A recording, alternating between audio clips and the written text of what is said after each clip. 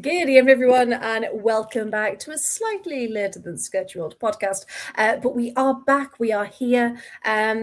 Zach, you know we could never do that. We like to keep you waiting 10 minutes early. Don't be silly. It's the NWSL approach to podcasting. We don't start when the game's meant to kick off. We start, 15 minutes later when the weather dies down. Exactly. Yes, that's exactly what we do, and that's where we take our inspiration from. I love that everyone now thinks it's all right to rip us for it. But Graham is completely right. It is suspense or character building, which was what I said to him the other evening. Now, the transfer window has officially closed. We've even had a manager departure, sorry, Chloe, and the hours leading up to the pod as well. They must know it's Wednesday, so here is the chaos planned. But of course, it's not just us lovely three faces this evening. We do have one more face joining us, but when that will be, you decide. There's a new guest for it. But who? But who exactly? And we'll keep everyone waiting for that one. Yeah. But because there's so much going on, again, we've tried to structure it in a way that just makes sense. So tonight, this is what the plan is. But as regular viewers of the show will know, there may be some tangents halfway through. So we are going to start off with the news of a possible restructure to the FA Cup. Adam, the lovely Adam, joining us again this evening, is going to talk about the brand new golden FIFA frisbee that we saw at the weekend. We're then going to talk about the weekend's action with the WSL2 first, best league in the world first, and standout transfer news from WSL2. And then we're going to finish with the WSL transfer news. And of course, when we talk about Everton, we will be talking about the departure of our Bry. So do stay with us for that one. So yeah, it's going to be action packed indeed. So I just did want to start off quickly. It was the quarterfinals, the first evening of the quarterfinals, I should say, of the Copa del Reina in Spain this evening. Atleti were 4-0 up on Athletic Club Bilbao when I last looked, and it was about the 80th minute, so I can't see that I've changed too much. However, I will just live update everyone. And it ended, well, they got through, everyone, spoiler alert. It ended 4-1. Bilbao got one back. And we also had Madrid CFF versus, where have they gone? Versus Tenerife. And so they kicked off a little bit later, but unfortunately their Twitter isn't kept up to date, so I will keep you guessing for that one, and I'll bring you that result when I have it. So let's have a look. There's a plan and structure to the show. Simon, you wouldn't believe the amount of hours I put in to my lovely notes that are here on the side. So yes, I'll have to do a behind the scenes look at one point into this, because yes, believe it or not, there is plan. We just don't follow it. We just don't follow it. I try and bring it back on track, and yet. And here we go. Now, let's have a look then. Is it Phil Neville? Well, just wait and see, Matt. Just wait and see. Indeed. Right then, let's have a look. So the first thing up then, people may have seen this in the news. I think yesterday they kind of announced it about the FA Cup. And as Graham so well put it earlier, the FA Cup rejig, which I thought was quite nice. So this is the one cup that a confirmed change isn't needed. Would much prefer the sub cup to have a bit of a rearrange. But just as confirmation, this is not set in stone. This has just been put to clubs saying, what do they think? Because apparently the issue that they're pushing is that they need to increase revenue for the competition. Now, we know there is a disparity between, the men's and the women's FA Cup. Of course, there's still, a massive difference. I think it's like 10 times, I think we looked at earlier. But Chloe, for you, when you saw this, with the FA kind of saying there's going to be seeded teams now, so the top 4 from the previous season are going to be seeded. There's going to be no more draws after the last 32. there's going to be a road to Wembley style bracket. What do you make of that? Because surely it's just going to impact the lower teams in the pyramid, right? Yeah, I mean, I hate it as, I mean, someone who's technically got a team outside the big four, like you'd consider Everton a lower team in the WSL table, like that impacts us, even though we are like well, for now with WSL structure. It could full of it tonight. I'm grumpy, okay. Get ready. Chloe's on yourself. I'm grumpy today. It's been a bad week. No, I just think it's awful, and like you said, particularly the lower league teams, because some of them are really like some of the prize money they get just for competing in, like, you know, like the fourth round or the third round. It can be life changing for them. Like, you can get facilities, you can get some more like medical equipment. It can even just fund transport sometimes. Like that can be so changing for them, and I think messing with it would just guarantee a quote unquote top four winning every time. Like, we all get annoyed at, you know, like Chelsea winning everything. Oh, well, I do get annoyed at like Chelsea. I do too, don't worry. You know, getting annoyed at like Chelsea winning everything, or like the same teams winning over and over again. That's having someone new, maybe someone who you wouldn't expect. Like when Everton reached the FA Cup final that time, like who expected that? Literally nobody. Having those what about when kind they won it? 2010. Yeah, 2010 even better. I mean, who'd predict that? Not me. No, to be fair, and it's like Emily said, the sub cup changing is perfect because it means that there'll be a brand new winner. It won't just be the same winner each time. The FA Cup having those lower league teams is vital, and you know, everyone loves the magic of the cup, don't they? You always love like a shock win or a shock defeat. Like it's what makes you love football and love the sport and just love the magic of the cup. So I think changing it is just absolutely ridiculous, and I just think they should, if it ain't broke, don't fix it. The opposite of the Emma Hayes approach. If it's not broke, break it. Yeah, I mean, everyone in the chat saying, you know, absolutely awful idea, leave the FA Cup alone, elite clubs getting richer. And yeah, Adam, for you, because they said in here, so they said the summary document describes the plan to seed full clubs as a temporary adjustment reflecting the current developmental stages of the women's pyramid. It claims it'll create the highest chances of consistent high quality matches throughout the later rounds.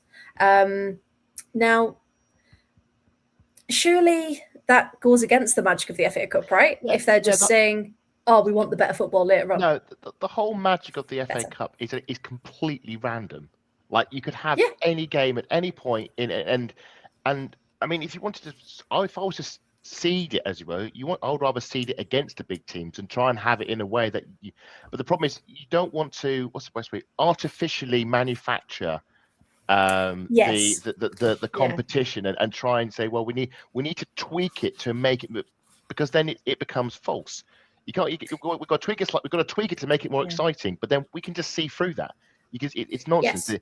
The brilliance comes from its randomness. That's why you can have Arsenal playing Chelsea in the fifth round rather than the final.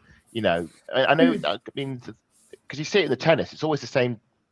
You know, people that get to the final because all the tournaments are seeded. So you look at the chart and you can go, well, I know it's going to be, you know, whoever it is now. I've lost track ever since Tim Hemman retired. Sinner and Alcaraz. Sinner and Alcaraz, exactly. So you know, it's always like Djokovic. Yeah, it's always, you know, it doesn't matter how it's going to play. All like the same people in the final, you know, and maybe some people like that, you know, continuity. I'm a player. I'd like to see different teams get to the final. The problem is, in the current situation, we are in that the same teams do always get to the final. It's always Chelsea.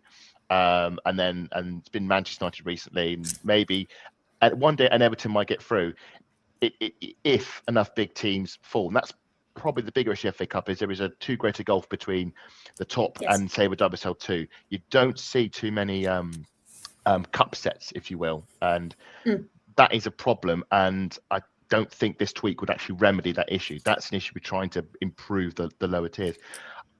There are bigger problems in FA Cup I'd like to fix. One of them being the broadcasting. As we all know, they completely messed up the broadcasting contract, so we couldn't actually watch some of the matches. which is just bonkers. Why? Yeah, I could go into it, but this is obviously what happened previous round. We saw some of the complaints with the Chelsea games, and the Chelsea we can't broadcast it because there was another game happening on an actual TV, being on TV rights had it, and it made absolutely no sense. Yeah. So there are generally problems with the FA Cup that do need fixing. Broadcasting be the primary one, secondly being the prize money. Yes. But I've always said that the beauty of the FA Cup is the purity that it is just pure knockout and it's pure, it's random. One of the things I'm glad they fixed is the FA Cup draw, which is great. They've made a Hawlocks up for so many years, and that's great. And I love the idea of having an FA Cup draw after each round. So there is no, you could be thinking you're on the win, and then suddenly out of nowhere, I've been paired with Manchester City, or I've been paired with Durham. Instead that's what you want. You want that randomness. Nothing should affect that. There should be no defined path, because because that is you trying to manufacture the drama, which I don't like. What I think this will be, it'll be like with those WSL suggestions. This is the classic case of them airing out to the public and saying, "Do you like it? We'll just all throw rotten tomatoes at it, and then all go back into their committee with their tea and biscuits and scratch their heads and think, well, how else can we ruin this competition?" And then we'll see what the next suggestion that gets leaked out in the newspapers. No, I appreciate they want to try and make things better, but the problem is it's the aim. It's trying to fix the wrong bits of it. I think is probably the best way to put it. Yes. And hopefully they can come up with something better. I really hope so. And speaking about the magic of the cup, the magic of words as well, because say his name, Paul. And he doth appear. Paul. Here he is. Look at that, Paul. I'm rather embarrassed. You all want to laugh at me for the latest yes, they do. comedy screw up. Kerry had to come and help me fix my camera because I'd left the lens cap on. Apparently, laptops have a lens cap on. That's incredible. I've done the same when I've gone stargazing with a telescope, and I'm wondering, the sky's awfully dark tonight. Can't see any stars anywhere. There's a... In his slight defense, Easily done. I know that Easily done. Is that I once had that problem where my camera wouldn't work the day before I had a job interview on Teams, and I went to IT and went, "My camera's busted, help me." And he just looked at it and went, yoink, and opened it. And then I went to buy in Is it a slide? Is it a little... Which is pretty much where I'd like to. Is it a little slide bowl on the lid? I would like to go the same place where Chelsea's title chances went this weekend. Yeah. Just absolute oblivion, like at the moment.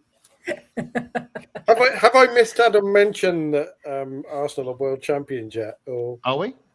No, it was mentioned to me. Well, Adam didn't even know.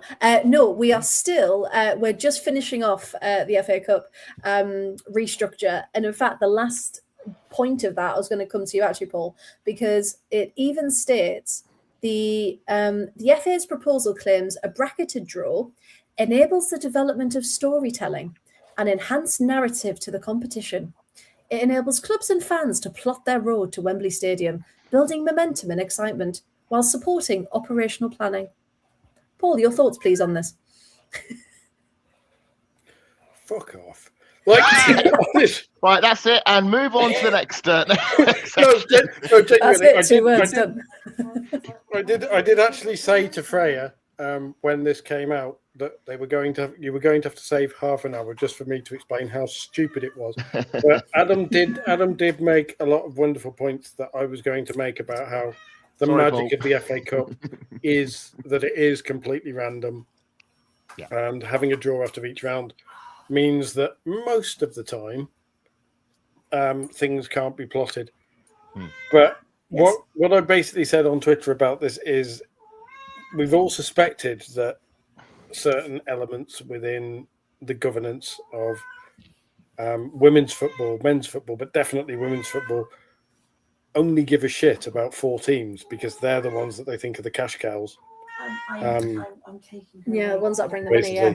And this is a way to make sure that at least 1, possibly 2 of them are in the final every year, and that's just really sad. But it just seems, I agree. It just seems, because let's face it, Arsenal, Chelsea, Man City, Man United, which is what these 4 teams are for most of the time, do not need any help from seeding, do they? to get to the semi-finals and the finals. All of this is the FA are shit scared that a random draw means that the possibility, the same as the third round of the men's FA Cup, you could have Manchester United versus Arsenal. Nancy and I are going now. I'd flip that though, because that immediately means that TV is, it's a big broadcast match immediately, because that's front and row, and that's going to draw in a big audience, both in the stadiums. That actually is the opposite. A big game early on will generate big revenue for. Otherwise, it is just, as you say, the big teams, the little teams, and are in Meadow Park, and it's only 2,000 in the stadium. One thing I would add is, if they want to increase revenue, is put them in a bigger stadiums, i.e. the semi-finals, rather than having a situation where you can have home advantage to one of the teams, which I think is unfair at that stage. Neutral venue. Neutral venue, not necessarily Wembley, but I would think, why not cycle it around some of the old venues that we use for the finals? I'm thinking MK Dons, the Valley, the QPR, Losses Road. Yeah. I think there's a ground of using, like what they do with the sub cup final. They rotate that around. I reckon you could have some neutral grounds that are of a reasonable capacity to host semi-finals, bigger crowds, bigger audience, and more gate revenue, and I think would work rather well. I'm a bit disappointed that the men. I know why the men's side haven't done it. They've had to put it in Wembley to make it, obviously, but like the old days, the men's used to have it at Villa Park and Old Trafford and Hillsborough. I think you could do something similar with the women's team, and it would also mean that you get a chance to do basically an away day out of it, effectively, and it moves the FA Cup around the country, which is brilliant. It makes the FA Cup special again at the semi. Yes. It makes a trip, and it makes a trip to Wembley. Makes it a day out. Can we get that on a hat? Make the FA Cup special again. We need that on a hat and or a T-shirt or something. That's what we need. Possibly a red one with white lettering. That will work. Red and white. Oh, that sounds like a good colour combination. But I don't get why the FA have basically decided the way we're going to make money is completely fuck up everything that brings romance to football and try and make it more. Romance doesn't bring money. Romance, it's that's intangible. That's just But that's what they want, Adam. They want... fingers. It needs to be quantifiable, and nothing's more quantifiable than a nice, healthy spreadsheet. I mean, apart from anything to make it romantic. If you're moving games around the country each year and saying, right, okay, the semi-finals this year are at the Valley and Pride Park, let's say. So then you've got one southern ground, and one northern ground, and then when the games get drawn, you turn around and say, right, Arsenal are playing Chelsea. That's obviously going to be at the Valley. And then mix it up. Completely scramble it and mix it up and have the London game in Derby, and then have Birmingham Villa in the Valley or something like that. But the trouble is, if they did that, they'd have it kick off at 11:30 on a Saturday afternoon. So at the same time, at the same time, because of multi-view. Because they've got.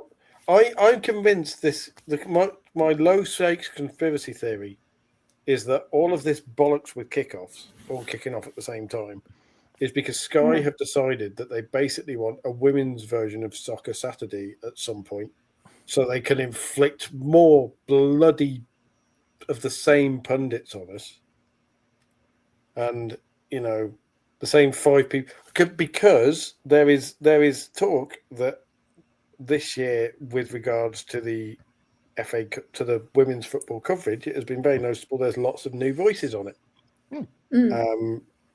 and a lot of established women's football commentators who know the game, who know the teams, who know the history, aren't getting the jobs this year. Is that because a load of random voices are popping up? Is it not good to have you don't want to have the same voices from 5 to 10 years ago. You want to have that rotation and fresh input. It's no good having a podcast and it be the same people on it every single evening. It's good to have a few new people come in every now and then and offer their takes. I agree. You need that element of rotation. I agree, but you also have the problem that the people who you rotate in still have to care about the game. Oh, but that's different. They have to be competent. Yes. That's the key thing. There has to be. It can't just be anyone off the street. And this is the issue that I've got. There is discussion that Sky are basically using women's football as the farm team for their men's coverage. Well, that's different. That's different. That's very different. It's very different. It's people who are basically like, I don't really care about this because I don't want to be doing it again in a year. I want to be doing National League South playoff final or something. Are you suggesting that there are people out there who are using women's football as a springboard into the men's game? Surely not. I wouldn't. Surely not. Possibly. I wouldn't possibly. As someone who has been accused of that by people who may or may not be using women's football for their own personal social media brands, and their own personal podcasting career, rather than giving a shit about anything beyond the top 4 teams, mentioning no names, but we know who they are. The kind of people who are absolutely sent reeling by the fact that there might be a straight player in women's football. That level of professionalism. But this is the problem. I think that women's football has got this weird mix of, we need to make a shit ton of money out of it before all the kids grow up and decide they want to do something else, or the next sport comes along. Do you think that do you think they fear that this is like a phase, like a playground craze that's popular for a few weeks, and then something like Diablo's come around and suddenly they're all the rage, and everyone forgets about the women's football? It's the sport version of cryptocurrency, like genuinely, in the sense that people. You can kind of see that in the sense of how they're. Because women's football has value and crypto doesn't. Women's football actually has value to it, whereas crypto is just trying to make money out of air. In the sense of cryptocurrency is built on hype, and everybody throws money at it, and then everybody realizes that there's no product behind it, or the next big hypey thing with a slightly fancier name or whatever comes along, and everyone disappears. I think there is a worry in the FA that the Lionesses are not going to win tournaments or get to the finals of tournaments every other year, so they can't. No. Serena will win us the Euros every year. I think you're confusing cryptocurrency with London City Lionesses. There is a subtle difference, but I think you are crossing the streams there slightly. Both of them are mainly punted by evil oligarchs who want to take over the world. Apart from that, careful, Paul. She's going to descend in and cut you from the feed. Yeah, if your camera suddenly goes off again, we know. Yeah, we know why. Returning all the way back. I was half tempted to turn the camera off. But to return all the way back round, because I said I'd be ranting about this for ages, and I've ranted about it for 9 minutes, and that's about 8 minutes too long for most people. I'll say, we'll round it up, Yes, I think that the FA Cup proposals are stupid, and I think that Adam made excellent points about how they are trying to remove any of the romance. And I want to live in a world where Chatham Town can potentially beat London City Lionesses in the FA Cup, rather than a world where Chatham Town will never get anywhere near London City Lionesses because everything will be seeded and worked out because of the seeding. Who's Chatham Town been drawn against in this year's FA Cup? I forgot what. Birmingham. Is it Birmingham? It is Birmingham, yeah. So it could happen still. Trucks on. Yeah, Birmingham might pull it off. You never know. Adam, actually, as a historian, what would you say is possibly the biggest shock that you are aware of in the Women's FA Cup of a level Macclesfield against Crystal Palace? Well, Arsenal lost to Milton Keynes back in 1987. But that was before we were established as the Arsenal. Going for the finals, I would say Everton. Honestly, Everton beating Arsenal in 2010. I know Everton were on the way up, but Arsenal had won it off the top of my head. It would have been, I don't want to get it, about 4 or 5 in a row. We just won it every season, and Everton rocked up and beat Arsenal in extra time. So that was a shock. There would have been a few. I'll have to crawl back for the Wikipedia pages to probably dig it out, but that would be one. And there are a few we had. There was the one we had against Liverpool. We lost on, I think it was lost on penalties. We were injury ridden, and they did us over. So, but that would be Arsenal Everton in the FA Cup final. When we lost that one, that would probably be the big shock. Or Birmingham City beating Chelsea. Birmingham City beating Chelsea on penalties is a shout. Yeah. Although Chelsea were on the way up, but weren't the behemoth they were now, and Birmingham was sort of half decent.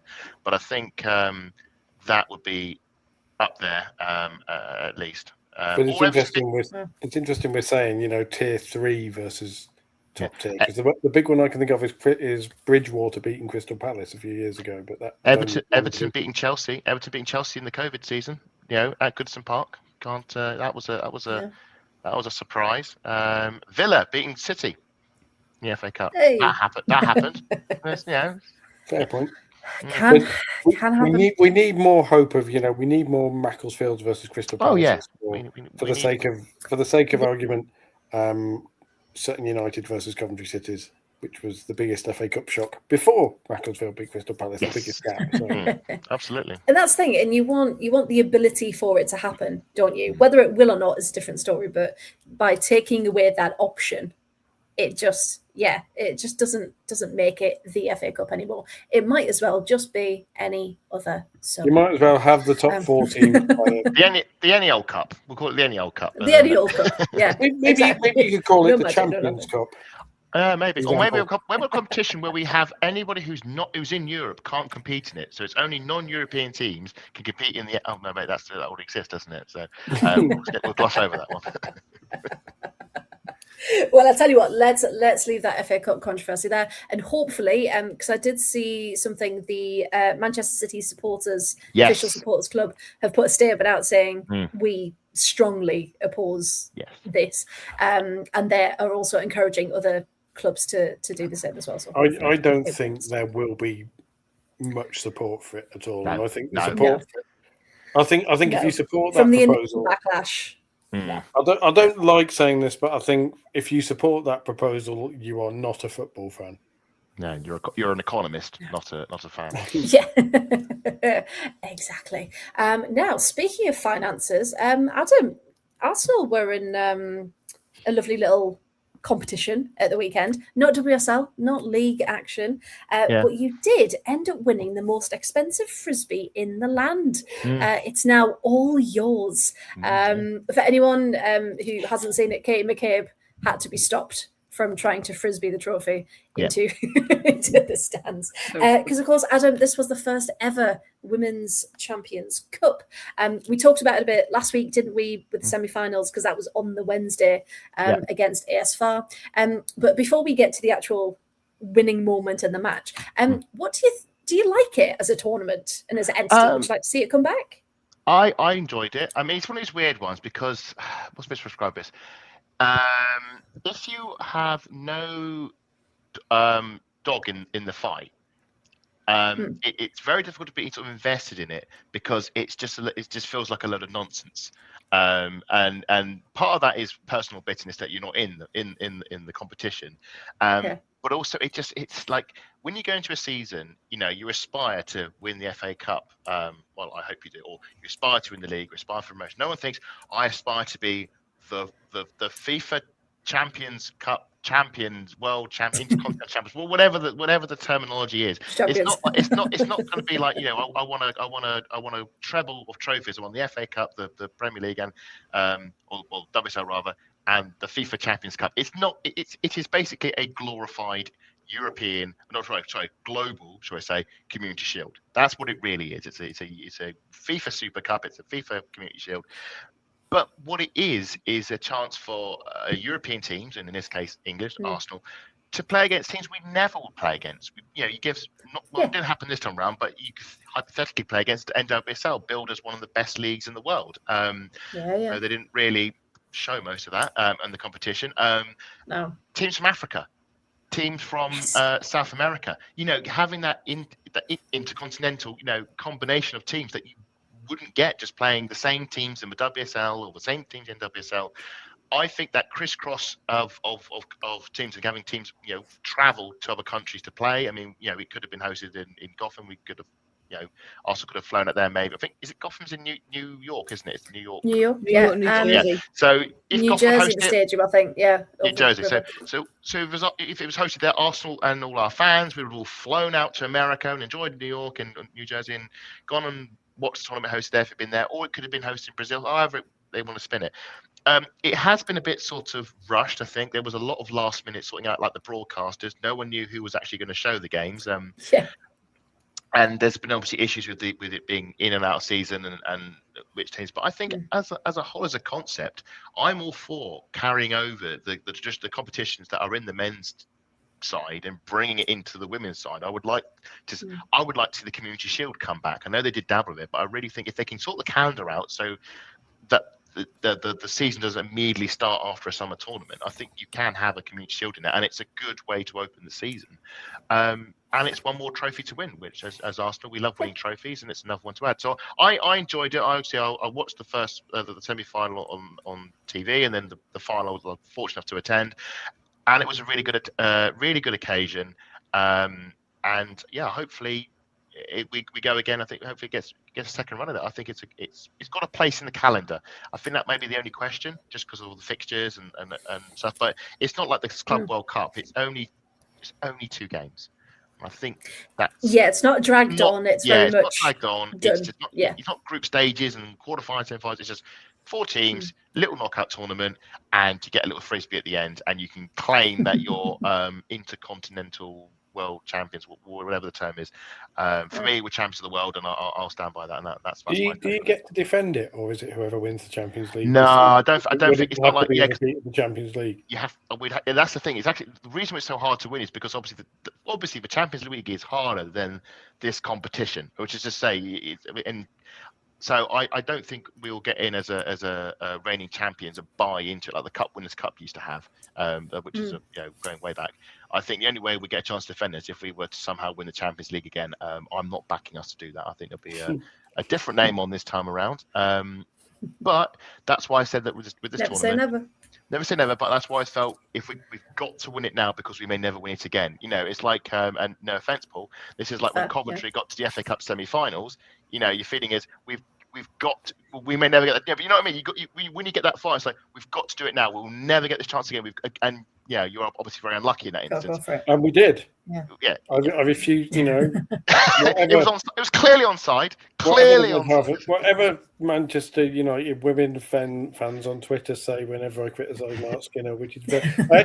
I actually had someone respond to me criticising Mark Skinner by posting the commentary of Hadji Wright being called offside, which I thought was the weirdest load of. It's got nothing to do with it. But yes, I agree. But also, I did enjoy that Arsenal winning the Women's Champions Cup was used to absolutely body a Arsenal men's Twitter account podcaster, because obviously Arsenal men played in the League Cup semi-final.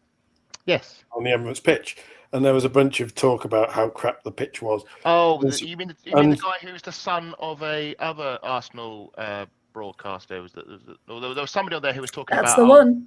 Yeah, him. Yeah, exactly. Which one I just ignore. Are they related? Is it nepotism? He's his son. Yeah, I'm pretty sure he's his son. That you want to think about the one that he's got his own talk show.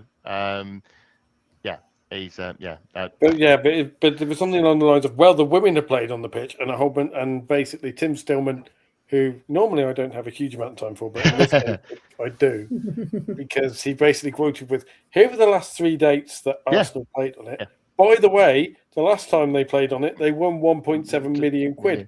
The prize money for the Carabao Cup is 100 grand. Absolutely, yeah. And it was a trophy. I mean, I did have the feeling that because it was 2 games back to back, and the problem is it's been torrential. It's been awful weather in London.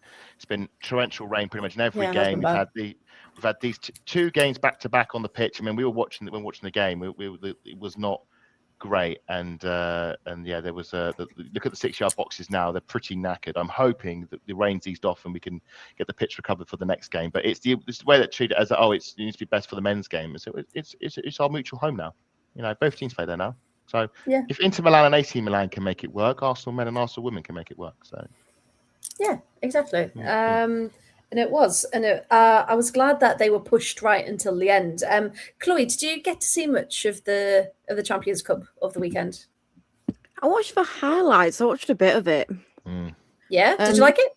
To be honest, I still don't really know what it is. There's your problem with the Women's Champions Cup. The casual fan is just like, it wasn't advertised that well, really. It literally is like the best of the best teams competing against each other. there were some earlier rounds, like some qualifiers or some other sort of football. What do you call them? Like not football regions, shall we say? Like governing bodies and so forth, like continents. But basically, it was the champions of Africa, which was ASFAR, the champions of South America, which was Corinthians, and champions of North America, which was Gotham, and champions of Europe, which is a small team from North London called Arsenal, and that was the idea. It was right. So it was basically the four teams that were champions of their Champions League equivalent of those continents come together for one mini tournament and see who was the best out for them. It's the stuff they run on the men's side all the time, although usually it's hosted out in Saudi Arabia or somewhere else. It's just somewhere wild around the world. Yeah. But yeah, they hosted at Emirates Stadium, which I think, they hosted the semi-finals at Brentford, the final Emirates Stadium, and I think that was probably the right place to host it. There was a bit. So I'm stealing a fun on this one, Charlie. There was a bit of progression on it because obviously we're the host. There's no denying it. Getting away from it, the deck was massively stacked in our favour, like ridiculously in terms of the host nation, being host country, host stadium. We're in season, and the other teams weren't. So going into the game, we're thinking, well, we along with this is the only chance we're going to get to win this likely. There's all the ends of like, well, we have been given the trump cards. If we don't win this one, it looks very bad on us, and it's very bit embarrassing, really. It's like as an example, Liverpool, who played at Prenton Park, once had got to an FA Cup final and played it at Prenton Park. That's the host was where they played, and they lost 3-2 to Arsenal. So it doesn't work. It doesn't always work in your favour. And in this case, thankfully, it very much did. But yeah, we'll get on to probably that match in a bit. But that's what it basically is, Chloe. Yeah, and there were 2 earlier rounds, of course, as well, wasn't there? So it was Wuhan and Auckland, and then Wuhan went on to play ASFAR, and then ASFAR got through, and then that kind of thing. Yeah, and then it got to the semis. So at least there were even more regions and territories that got to be involved in this. And there was some prize money as well. Yeah. I suppose it's also really good as well for them to play, because I think Chloe Keller was asking the Mix Zone afterwards about playing players that they could potentially play at the World Cup next year as well. And I suppose it is quite good for them to to play them as well as also playing new competitors as well. But my favourite part was how all these people who have turned on Caitlin Ford saying get her out of my club and stuff now really like her because she scored the winner. Like that's not my favourite part of all this. Everyone who's turned on is like, oh my god, Caitlin Ford's amazing. That's just football fandom. I was going to be called and say that's Arsenal fandom, but it's not. It's just football fandom in general. I've got That's awkward. But I've got a few thoughts around that, shall we say, when we get there. I was going to say, well, let's get to it because Arsenal Corinthians in the final. Then I mean, Corinthians put up an incredible show, considering that they are still in their preseason. So we're Gotham, and I think you could really tell in their match when they were starting to warm into a rhythm. But yeah, they really pushed Arsenal, and it was great for a final, wasn't it? Because you want 2 teams pushing each other. So the big build-up, well, this is on about, we'll talk about the FA Cup and about the pathway to the final. I think everybody was thinking it's going to be Gotham Arsenal in the final. And there was a lot of suggested sort of photography with the press and the build-up that it was going to be Arsenal Gotham in the final. Yeah. It's all good. And lo and behold, it wasn't, because Gotham slipped up and they messed up and they were in the third place playoff with Far instead. I want to say that I know I'm an Arsenal fan. I'm going to talk more about Arsenal, and I don't know as much or anything, should we say, about Brazilian women's football. What I can say is Corinthians were amazing. They were brilliant. The fans were brilliant. The team was brilliant. They fought in that game.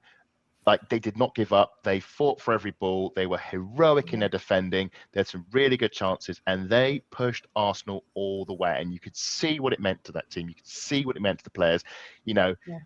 Arsenal had a very it was a more relaxed semi-final against ASFAR. There was clearly a disparity in level and quality, which is not unexpected with these sort of tournaments and so forth. So we got through that.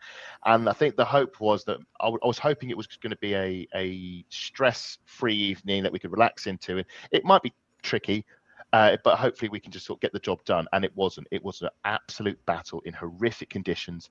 And it made for, like I said, a brilliant spectacle. We get the lead, thankfully. Thankfully, Arsenal started well. We were just going to be a big sort of battering of a low block, but it was a bit more open than that. And Stina shoots, saved. Olivia Smith taps in right in front of us because I sat right behind the goals. It was fantastic. So we're thinking, excellent, we're on our way. Olivia Smith has scored. That's 2 goals in the tournament for her. Coming back very well after that City sending off against Manchester United. So that's good from her. And we're thinking, we're on our way. And then Corinthians go up the other end, hit the crossbar. It's a brilliant save, hits the crossbar. And then from the corner, they equalise. And which is right in front of their fans. And their fans were brilliant, was singing the entire night. There was dancing, there was their drums. Fans need a shout out, unbelievable. And so I was thinking, that knocked me back a bit because I wanted a game where I could just sort of just not be stressed about for the whole contest, which this wasn't. And we were lots of good chances. Their keeper was making a lot of good saves. Defensively, they were very good. Got to 1-1, and obviously in my back of my mind, I'm just fearing the cup set. And then thankfully in the second half, Lotte Wubben-Moy, of all people, Lotte Wubben-Moy, yes, heads us back in front. It's a great cross from Fox, and Wubben-Moy heads in. And I'm thinking, right, can we get the third goal? Can we finish him off? And we didn't. But as the game was sort of ticking down, I was sort of okay. We kept the Moni at arm's length. We hadn't really been. I think Borba had to make one really good save from a 1v1, but it was mostly okay. And I'm looking at my watch, I'm looking at the time, and I'm also very conscious because I had to get the train home from London that evening, and I really didn't want to be getting, rushing for the late one. So I'm looking at my watch, thinking, okay, everything's sort of all fine, a few more minutes, it's fine. And to be honest, if it had finished 2-1 with Lotte Wubben-Moy getting the winner, it would have been a very unremarkable final. But no one would have probably blinked an eye at it. It was a bit tense, a bit of a tricky one, but we got over the line. But then the referees decided to pull the rug out from underneath everybody and give a penalty to Corinthians in the came up to, I think, 96th minute in the end, which we were all fuming about. Now, when we had the, sorry to bring this up again, when we won the Champions League, one of my feelings was at the time was when we went 1-0 up. I was saying to friends, I was thinking, I think we've got this. And unless nothing changes, unless nothing stupid happens, we'll win this final. Because the way we've been playing, Barcelona haven't got past us, nothing, and they're not going to change. So unless there's an act of God, a refereeing stupidity, a penalty, whatever. And this is my feeling of this one. And this is always the fear I have of a 1-goal lead, is that something stupid can happen, which in this case is McKay trying to go for a clearance, a Corinthian player moving their foot across to go for the ball. And we didn't get the replays from VAR in the stadium. All we see is a player suddenly hitting the deck and rolling around, grabbing a leg and acting like, she's in immense pain. And all the Arsenal players looking very quizzically at her and the game not moving. And then we're all sort of fearing where this is going to go. I've seen the replay, and it's one of those, if you're an Arsenal fan, Katie McCabe's cleared the ball and maybe the follow-through hit the player. If you're a Corinthians player, Katie McCabe's clearly followed through the player to get to the ball. But it's happened so quickly, and the contact is so negligible. Yeah. There's no... for VAR to flip that was very infuriating. Corinthians convert the penalty, big celebrations for them, takes the game to extra time. Now, obviously for me, I'm furious because it means I know I've got to stay on an extra half hour and I'm going to have to get a later train back, which is not ideal because I've got an early drive in the morning. But from a neutral perspective, it's exactly what the game needed. It's exactly what the game needed because it was dramatic. It was a late twist, and suddenly it's all on. Anybody can win this in extra time. Ideally, it wanted to be us, but you think, fair play to Corinthians actually for the effort and the fight they've put in there. They've got themselves an extra 30 minutes. I think what we saw was the depth that Arsenal have in the squad. Rene was able to make the changes, and there's a great irony about this because I've said on this pod before, especially after the recent League Cup defeat, I've not really been impressed with Fried Larsen-Morland this season. I think she's been very inconsistent, and I think she does a lot. Likewise, I've not been very impressed with Caitlin Ford this season. She hadn't scored since September. She's been nowhere near her standards this season. And what do you know? It's freedom on the break with the assist. Threads the ball forward to Caitlin Ford, and it's Caitlin Ford who slots home the winner. Of all people, the hero is always the one you need to suspect. unfortunately, when you watch the replay, you can tell it's a goalkeeping mistake. She's drifted too far from her near post. Bless her. Got the angles wrong. She's absolutely devastated. You can see it in the pictures at full time. And she, Ford noticed that. She's correct. The keeper's anticipated maybe a cross across the box. Ford's noticed that. She's stolen it in the near post, snuck it in, and we were able to see we were able to almost see the game out. I was thinking I might get a decent train, and then there was a really, really bad moment right at the end, in the last minute of injury time. Borba gets clattered by her own defender. Yeah. And takes a blow to the head. And of course, we're all worried about Borba, who I have to say has been brilliant for us, deputising for Daphne van Domselaar. And it was a really cruel twist of fate because she was brilliant in the game. Really, really good.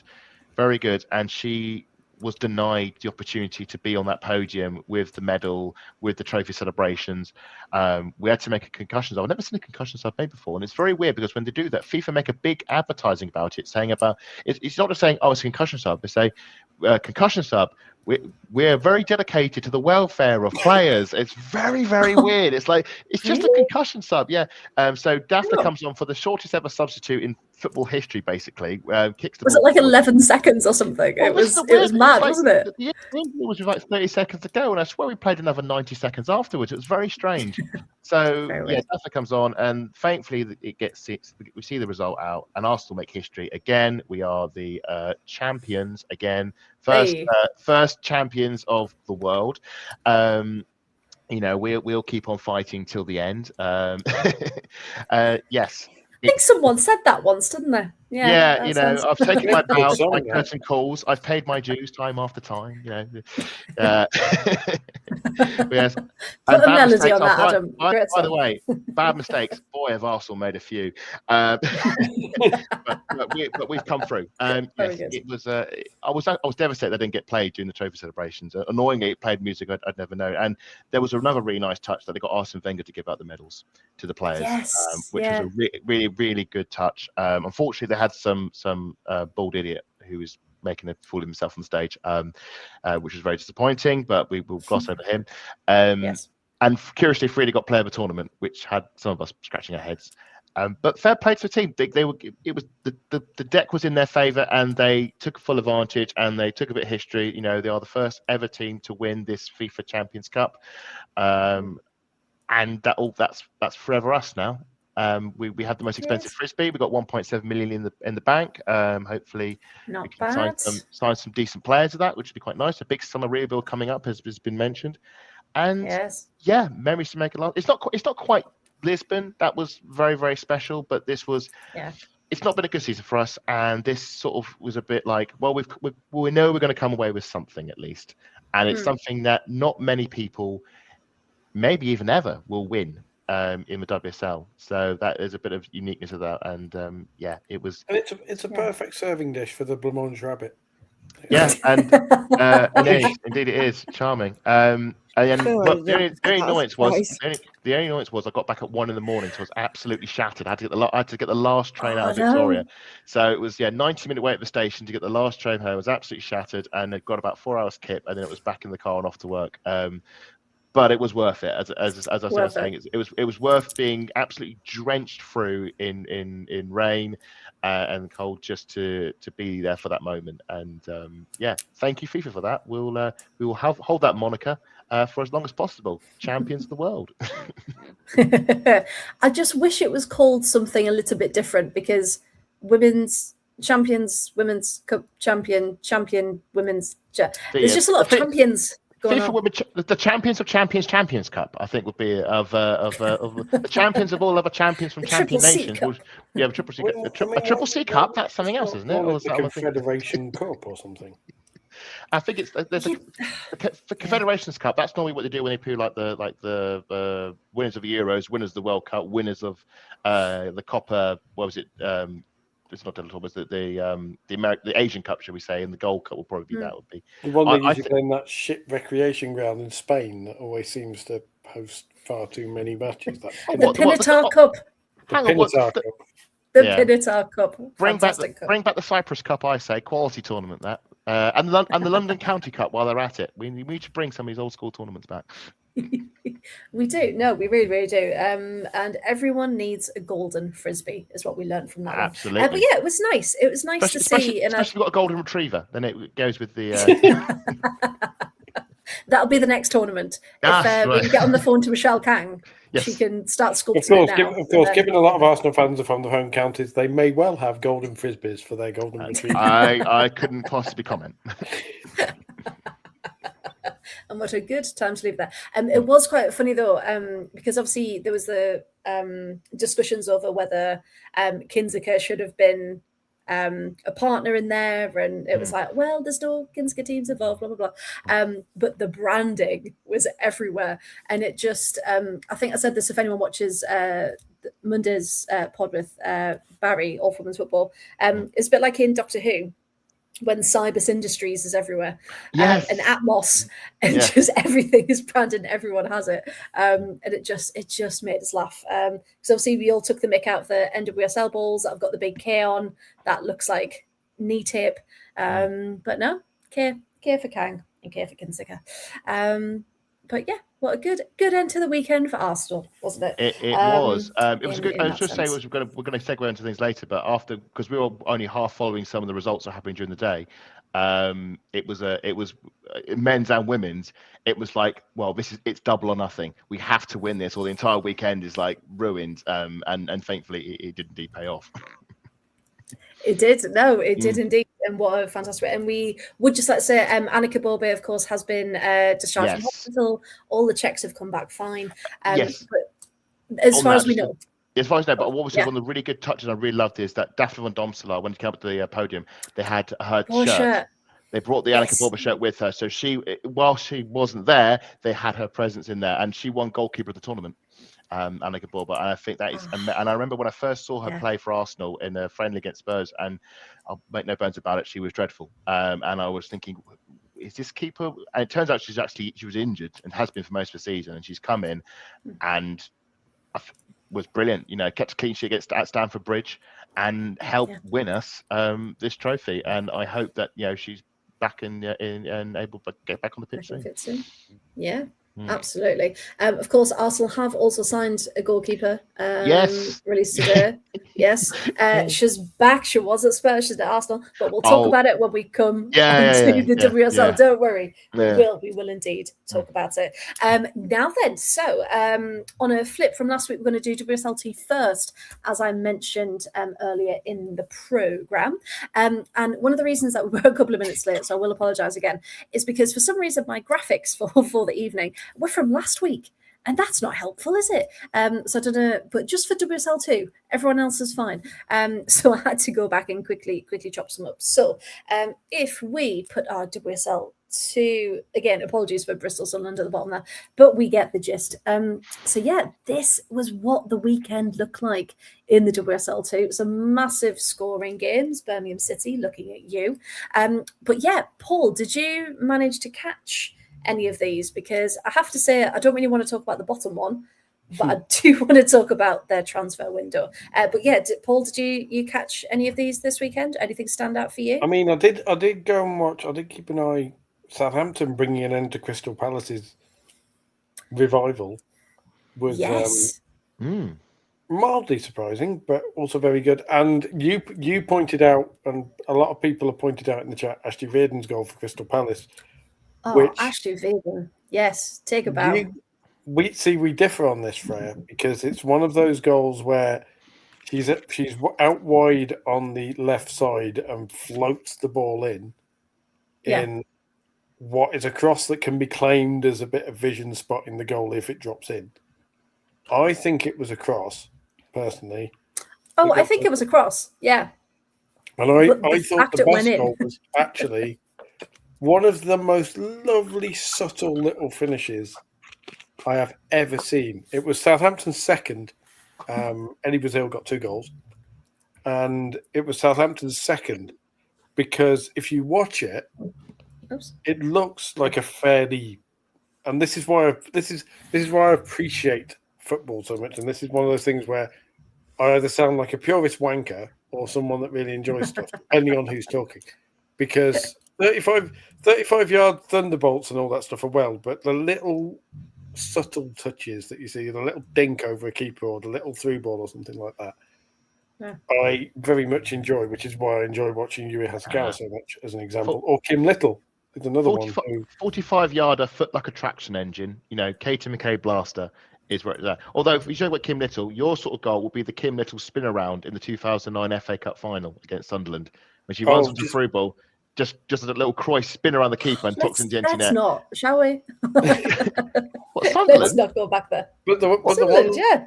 But like the Brazil, the second Brazil goal, the ball kind of gets played through to her, and I'm just moving on because allowing Adam to talk about glorious Arsenal history is wonderful when we want to know. It's just more the fact that Adam's just clicked that I've got a northeast accent. Oh, I can't tell accents. Anything north of Watford sounds the same to me. So, should we all just switch accents each week and see if Adam notices? Oh no, guys, we're tangenting. Quick, get it back on track. Right, we should. Like Chloe should drop into like full Lancashire. Full Preston Lancashire. She's Lancashire, is one she? week, and then Scouts just go back and forth between Preston and Liverpool. I'll go like Rummy, Black Country, whatever else.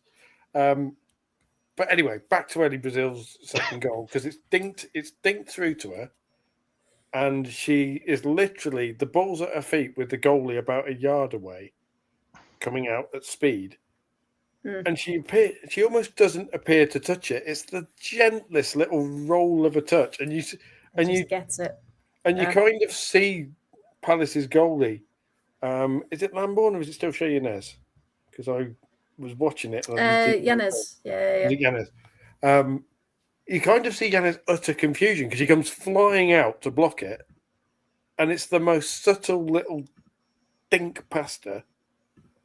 That as Brazil sorts her feet out and just knocks it ever so slightly. And it's like, oh, that's a gorgeous little correct. That's a proper instinctive finish. Go. And but the fact that Ellie Brazil got all three in that game. She got a hat-trick. It was her first hat-trick, her first career hat-trick that she's ever got, and got it in that game. And she just looked, because I know we talked about her a lot, a season before, and then of course she was out injured for a while, wasn't she? So to see her back and playing like this to that standard was incredible. And as Graham rightly says, you can take the woman out of Charlton, you can't take the Charlton out of the woman. she's one of the many players in women's football who is so much better than many people realise. Yeah. Either because she hasn't played for a top 4 team, or because she has suffered the odd injury, so she hasn't hit a consistent rhythm enough. She's a Brazilian player. But there are so many of those, and it was a very Brazilian touch in that sense. It was just lovely. So there was that. There was Durham beating Portsmouth in the 95th minute, which has got to be a sickener. You've driven all the way up from Portsmouth to Durham. You think you've got a point, and then the 95th minute, you concede, and it's just, again, with Ipswich doing what they're doing, we're back in the. I was going to say we need to chat about Ipswich because Newcastle. I was watching it, so it was, that finished Newcastle 1, Ipswich 1. For those who might not have seen it, Newcastle could have easily had 2 or 3 in that first half. Easily, they could have had more as well, but just couldn't take their chances. I mean, Beth Lumsden, that was a long range floaty L. Didn't have quite enough on it to be a Thundy Bay. That was her 50th appearance. So, there's this huge thing about it. And I just thought Ipswich did really, really well, and you can see that they've had a really good window. They've brought in some cracking players. Let's have a look at the good old transfer tracker. They brought in Colette Kavanagh, Lucy Ashworth-Clifford. They brought in Lysiane Prull, Canadian international from Juventus. They've got Kit Graham on loan. They've got Kenzie Weir. They've got Nellie Lass. Princess Adamaluy's come back. Oh, fantastic name. Footballing royalty. Footballing royalty. literally, yeah. And they've got Lysiane Prull in is ridiculous for Ipswich. Like because they made that announcement, and I was like, really? And then I tweeted it on the 115 yards account, and I'm assuming it's her mum, could be her auntie, could be someone, liked it straight away. So they're clearly looking for all of the notifications. But yeah, that's a massive one. So it shows you that these teams, because Chloe, I know we've talked about it, like your Evertons, your Villas, your Leicesters sometimes can struggle to attract really good names and good signings. But then it's like, well, your Ipswichers are doing it. And, Forest have got some good ones in Birmingham City. And you think they must be so good. Yeah, can they teach us what they're doing? Because they must be doing something right to attract all these great names, even for a loan. Like, it's very, very impressive. So, yeah, Ipswich to nick a point. Very, very good. Let's have a look. As we can see there. Graham, I know we probably don't want to talk about the Charlton match, but I think Graham wouldn't mind us saying he tweeted me and said that's the poorest first half of football he's seen from Charlton all season. But yeah, Sheffield able to nick a point off the league leaders there. Did Graham not call that as a classic trap game though? I'm sure somebody called that as a classic trap game. I'm sure someone said it was going to be a trip up because we've. Three points. Three points between Charlton Athletic and Birmingham City now. It's this title race. It's going to go down to the wire. It's closing in.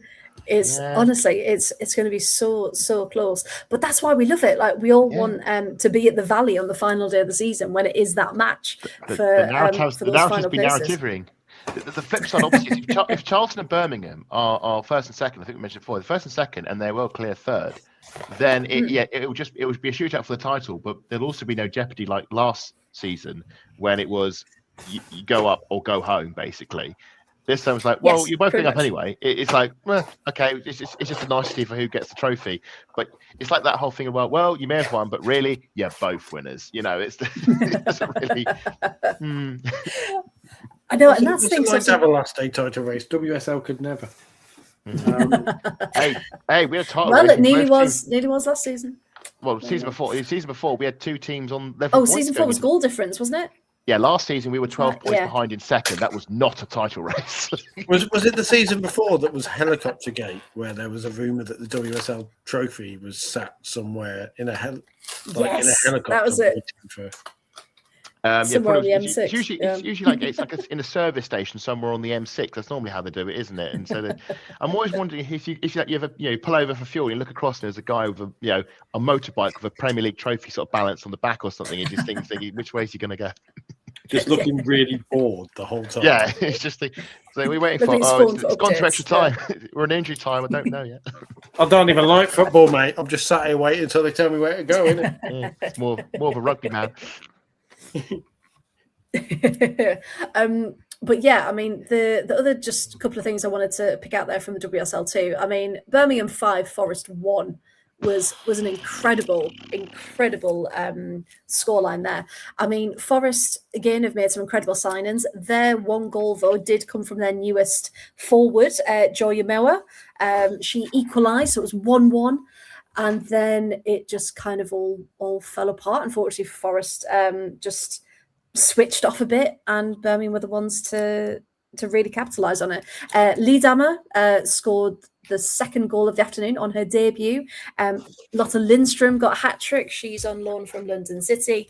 But yeah, it was 3 goals in 6 minutes in the second half.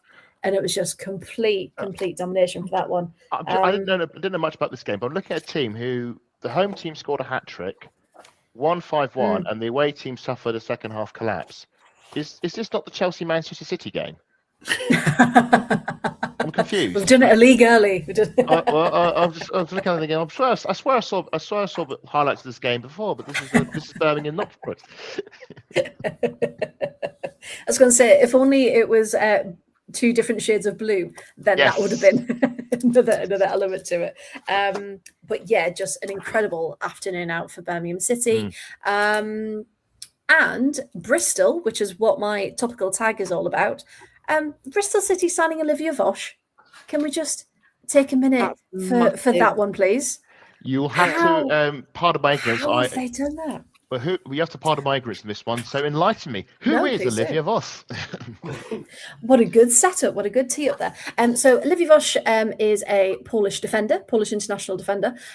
When we were doing the live watch-alongs for the Euros, she really stood out. She is your proper gritty, proper defender. Like every ball she goes for, she's going in 110%. But really quick, really creative.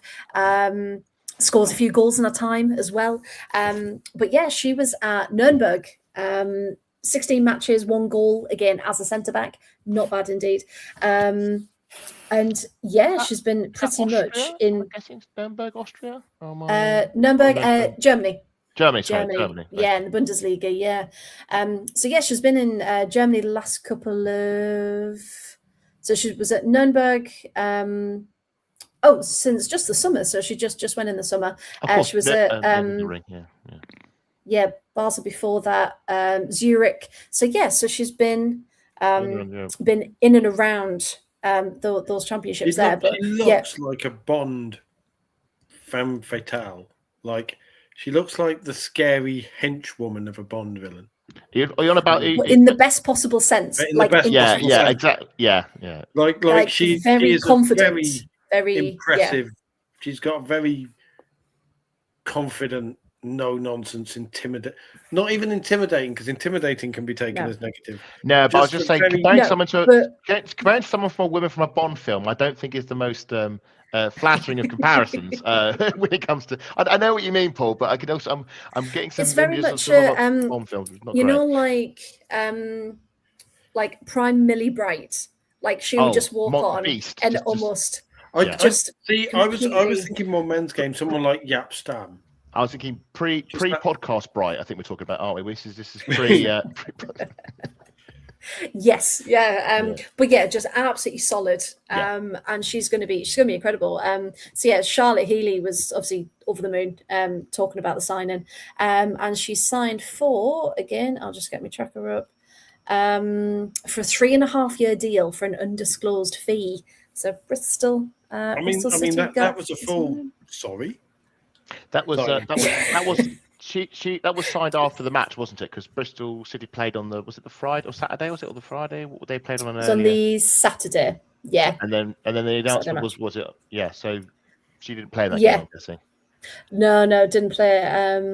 So yeah, she was one of the building up something of a. Oh wow. I'm really up with it. I didn't realize Bristol City had signed Vicky Losada. I missed that one. Blimey, I've just seen on the substitutes page.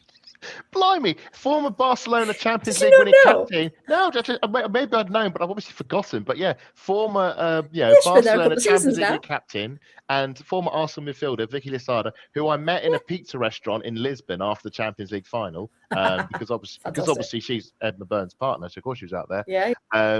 Yeah, wow. Yeah, Bristol City have got quite the team going. I can definitely see them with that, especially with that win and Charlton stumbling a bit.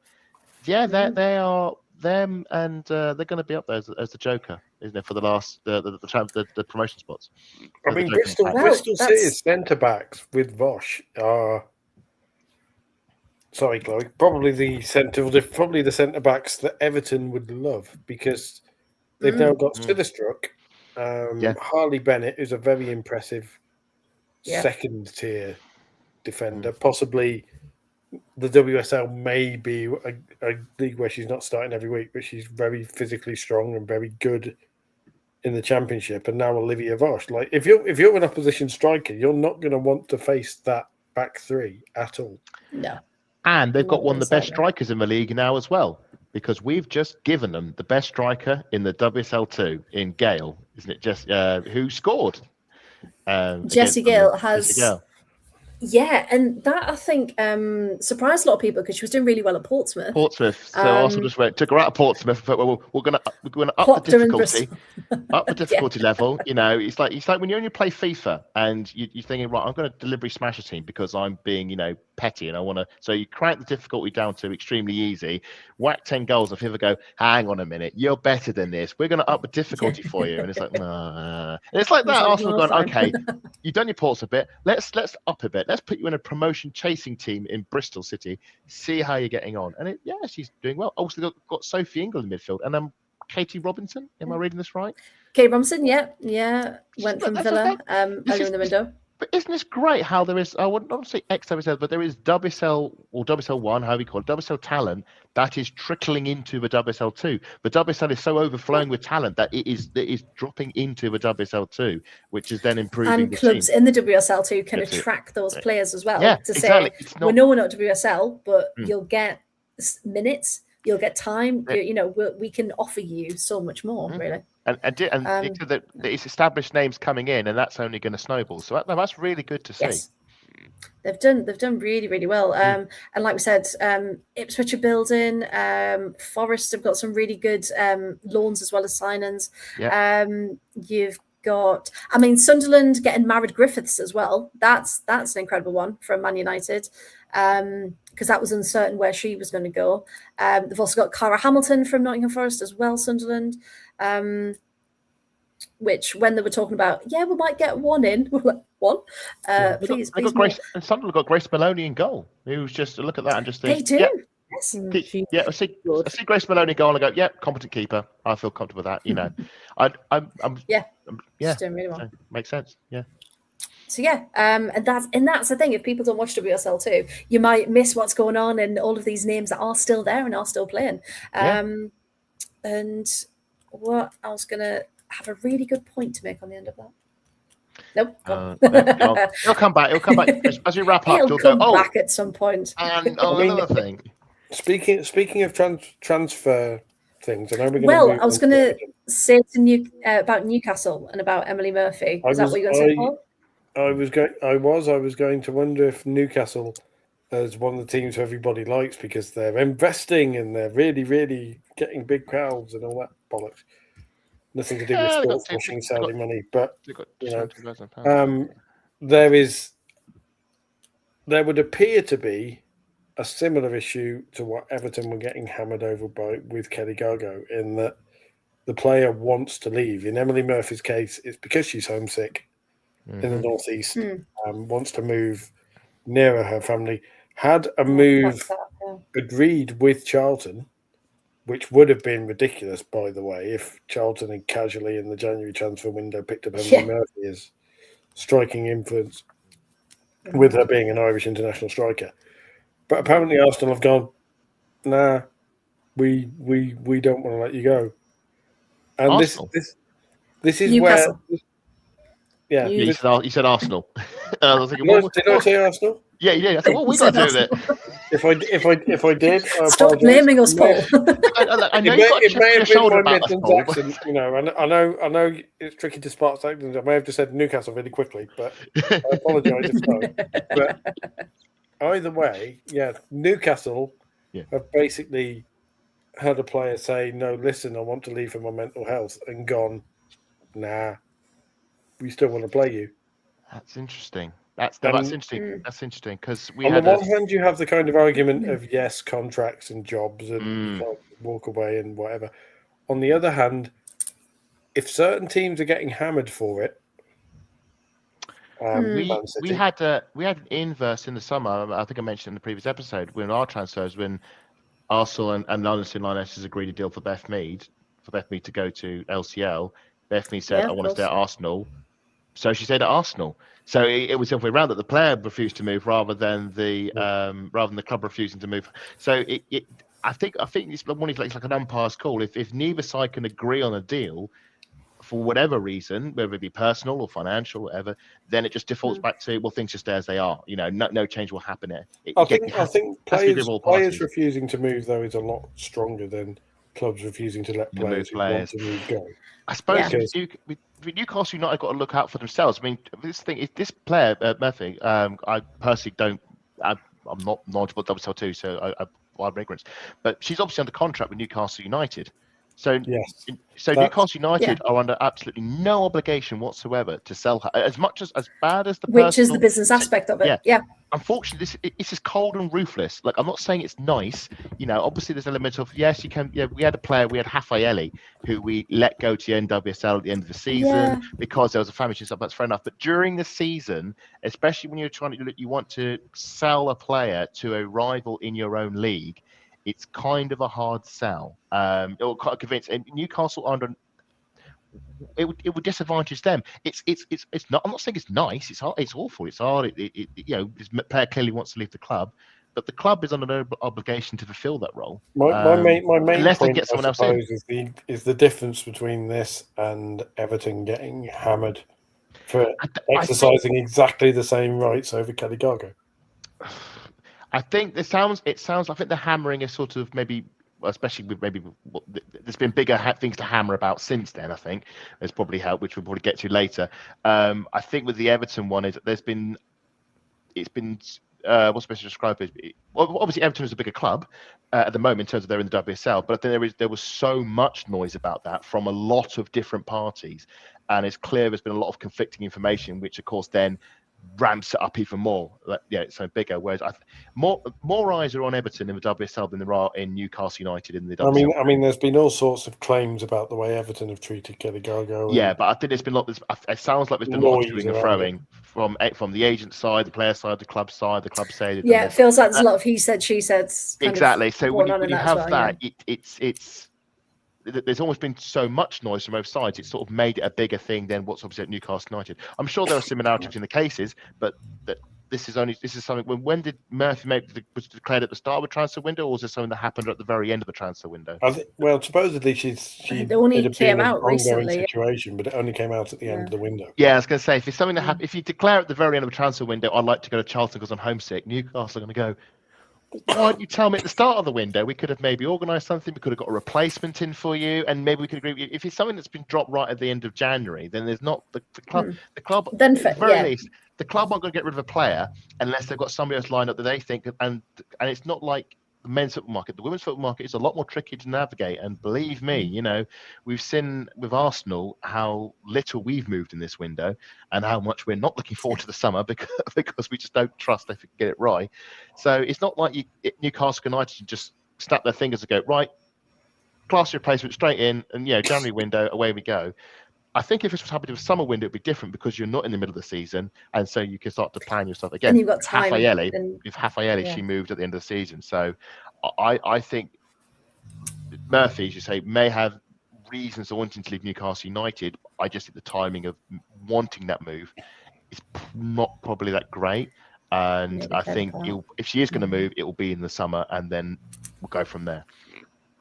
Yeah, because she is, and the fact is, you can see it from a Newcastle point of view as well. She is very integral to that team, and she is very good. So yeah, from a business perspective, absolutely. It was just weird the way it came out, and there seemed to be a story there that people kind of wanted to push and let people know about. But who broke the news? Was it in the club, or was it the player, or was it on the social, or was it the press? Was it one of the journalists? I think. Yeah.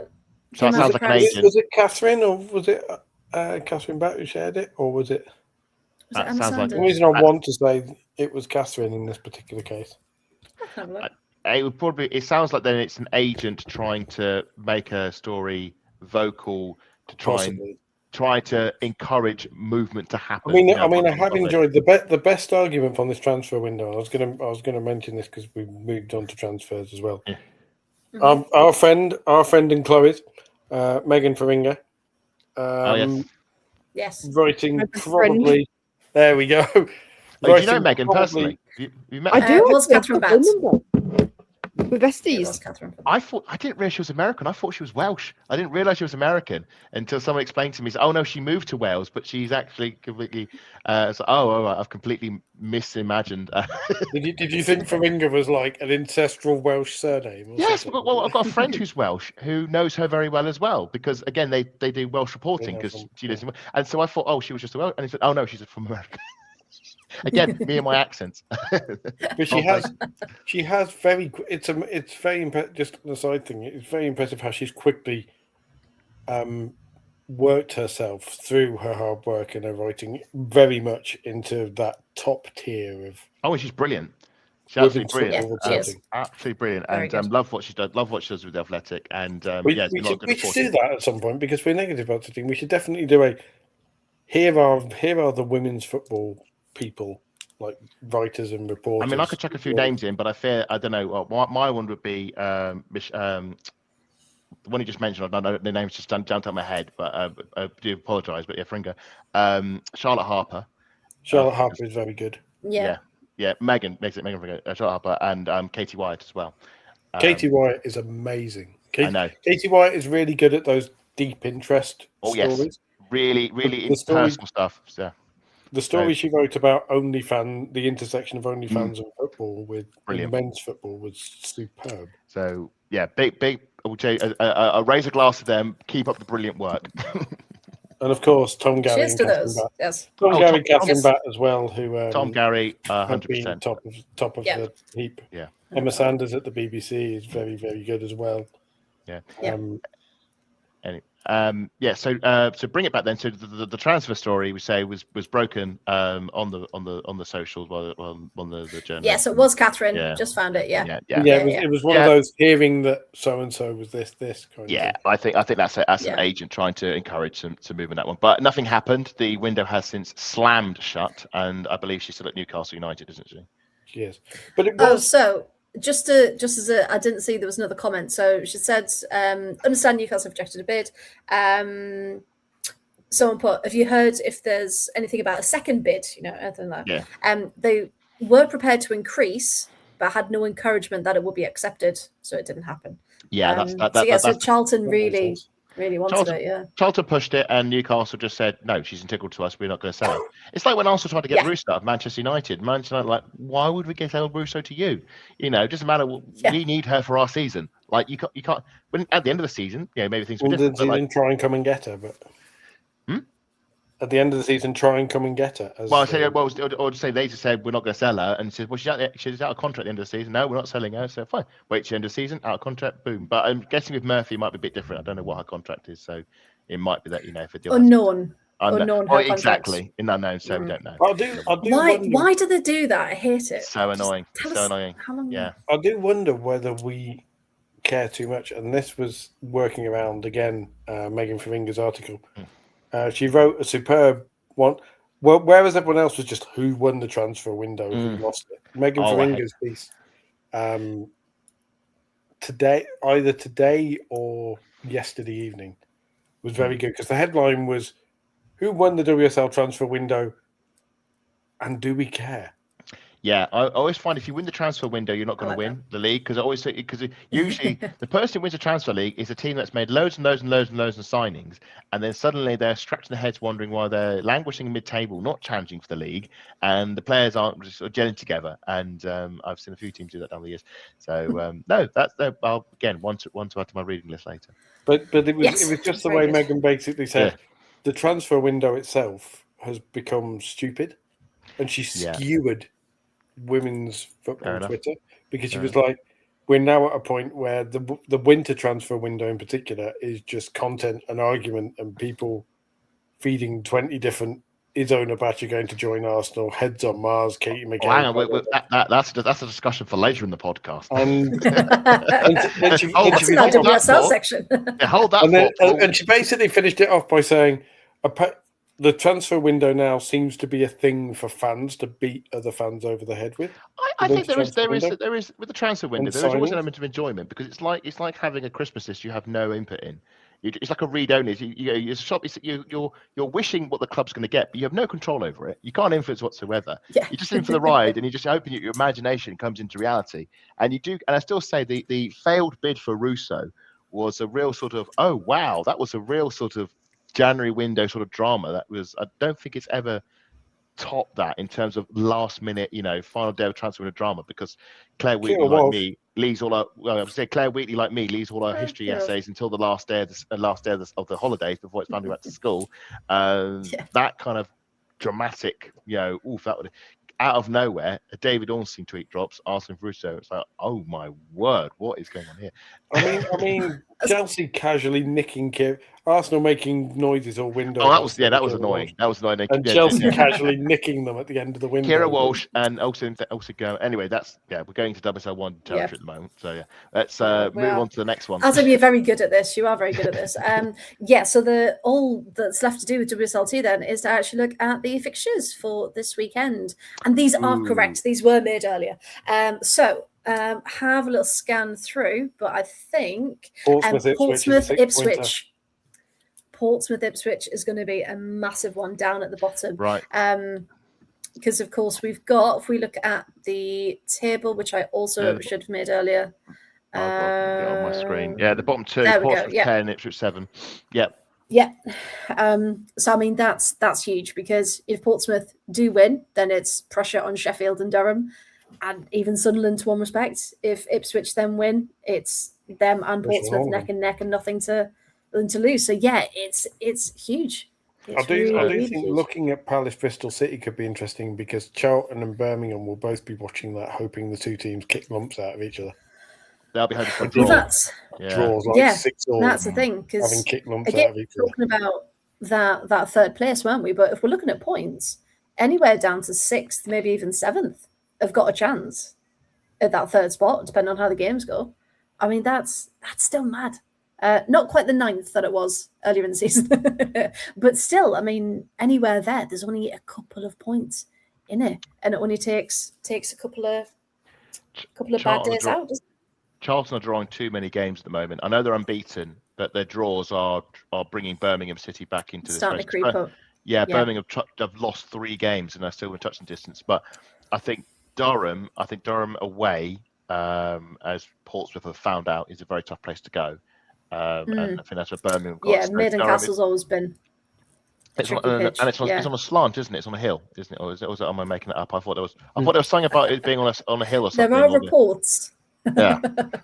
Allegedly, it's on a slight slant. There is, if you can sit and watch the match from the hill next to it. If that's what you're thinking about, it's not like the slant. It's not like the slant on Gladiators that changes, depending if you're on the home or the away team. I love that new game; it's great. I need to catch up on it. So I think Durham might get a point. If Durham gets points with Birmingham City, that will play into Charlton's hands. They've got to go away to Forest. Who are, if I get my table, I'm looking at it. Forest are mid-table at the moment. Yeah, Forest. Yeah, that's. I mean, after what Sheffield United. Portsmouth Ipswich, I think that'll just be a boring 0-0 draw, because they're going to be so nervous about not making their mistake. Or it'll be a draw. They'll cancel each other out. It's either going to be a high-scoring 2-all draw or a dull 0-0. I don't. That's usually. Or it's going to be like a 4-4 where. Please give me a 4-4.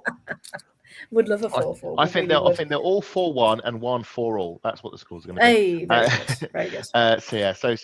Sunderland, Sheffield. Sunderland got a bit of a battering. Sheffield on the up, so I'll go for a draw on that one. Durham, I think we'll get some points on Birmingham. Bristol City Palace. That's a top of the table clash, isn't it? Was it 3rd, 4th? That's the 3rd. Yeah, I think 3rd and 4th. That's a promotion clash, definitely. If Bristol City lose that, I would say that might just knock them out the title race. Just pull them away if Bristol City lose that one. Forest, Charlton. I think if Charlton can win this one and get a bit of a margin back on Birmingham City, that'll probably be all right for them. But I don't think it's going to be easy, though. Forest did lose 5-1 to Birmingham City, didn't they? So maybe, but then again, Forest at home. Yeah, and then Southampton, Newcastle. Well, that could be anything. Sorry, that's 5th. Yeah. 1-1. That's going to be it's a team between it's 2 mid teams going against each other. It's going to be a mid result and a 1-1 draw. See, because it's Newcastle, I want a Ellie Brazil last minute winner for Southampton. that's of course, you don't wish the Geordies to rise on this occasion. Exactly. But as Graham says, a draw is better than defeat. He is correct, and 31 out of 39 isn't exactly a bad return for the toughest league in the world. You are right, Graham. I would just very much like to see Charlton just win all their games, and then there's no dramas going to last game of season, and then we get Charlton back in the top league for the heritage. At the moment, it's just a 3-point lead. But then again, if it's all level going to last game of season, I mean the Sky Sports will have that on the live broadcast, won't they? Like last time, that'd be great. Well, it'll be multi-view last day. Yeah, that's absolutely how it's going to be again. Yeah, but no, a very very. Last day, I missed an adjective out there. Very intense last day. There we go. And of course, Graham will be there. I'll be at City Ground. I go on this weekend, Graham. Very good. Very good indeed. It's a lovely ground. It's a really lovely ground. The walk over across the river is lovely indeed. Right then, Shall we get onto it? WSL time. And I think if anything from this weekend, it has been a classic tale of do not get too comfortable. The game can turn on a sixpence as West Ham and Villa and Chelsea. At least all found out. I was going to say not so much Chelsea. I think Chelsea were like not so much Chelsea. Yeah, because they never had the lead. I mean, that was the biggest shock of the weekend. They said it couldn't be done. They said it might never be done. But as we all learn, Everton can indeed win at Goodison Park, and indeed they apparently. Apparently. And what a way! And what a way for Brian to sign off. I mean, that's a what a way. Yeah, absolutely. Indeed. I don't know where we start with. With this one. Well, which one should we start with? That's the thing. So I'll tell you what, let's get a couple of them out the way first, and then we're going to have a look at the big ones. So I was really surprised by West Ham Spurs. I genuinely thought West Ham were going to win that one. They came out so much more attacking, so much more. They just had something about them in that first half. But then Spurs actually did good Spursy things, and Olivia Holt just out of nowhere, just two worldies, two brilliant strikes, and it was two worse. I think West Ham had one cleared off the line or something in the first half. They almost got a second. Was that Koga who cleared it off the line? Yeah, might have been. I'm just gonna get my WSL 1 fixed up. I was just catching up on the highlights, and I saw that because we were following this, and we were hoping that West Ham were going to do us a favour because obviously Spurs are not doing too bad at the moment, and we thought they were going to do us a favour, and obviously Spurs had that slip up at Liverpool. And it wasn't to be. Spurs unfortunately did come back and did get the win, and it was fair play to them. Two brilliant goals, as you say. Was it Olivia? Very good. Olivia Holt with the winner. I haven't seen all the highlights, but apparently Drew Spence got sent off at the end. But West Ham. I mean, 96th minute red card for Drew Spence. You just two, and that's all. That's the difference between these teams now, isn't it? It's just 2 moments of magic. Take your chances. Done. There's your points. But it's the crazy thing. West Ham are mirroring Liverpool. I mean, we'll get to Liverpool in a bit, but like Liverpool lost, spoilers. West Ham couldn't take advantage. So they still can't pull away. If the two of them are just doing this dance where they're like chained at the hip with a point in between.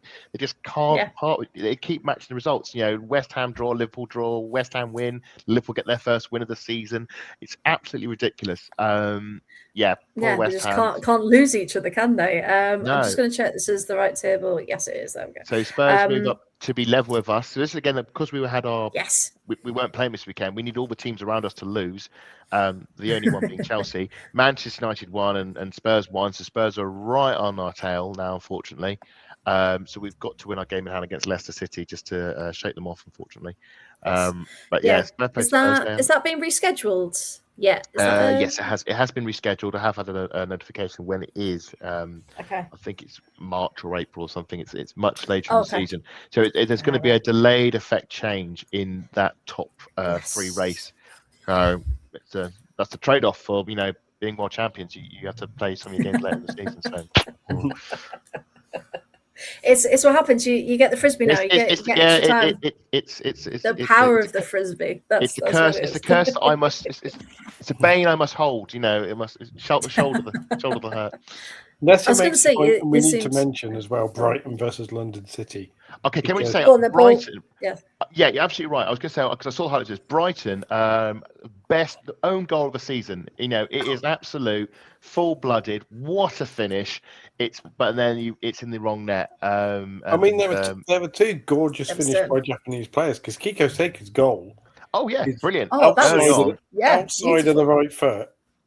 Chivella or whatever random South American word wankers use because they can't just say a shot with the outside of the right foot. They have to pretend that they saw a Football Manager and use. It's like these people who use random words like enganche instead of just saying defensive midfielder because they think they're cultured. She had a cultured the foot, and it was the cultured beauty of the right foot.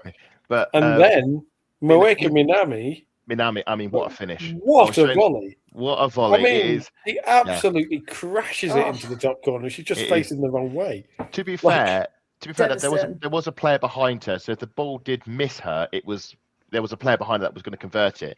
But it is a superb finish. She catches it on the fall, doesn't she? It's an absolute full thronker, and keeper's got no chance. So it was a bit bemusing. And then Freya Godfrey, or as we're now going to have to start calling her, Freya Goldfrey, just for the goal she's scoring, or Goatfrey.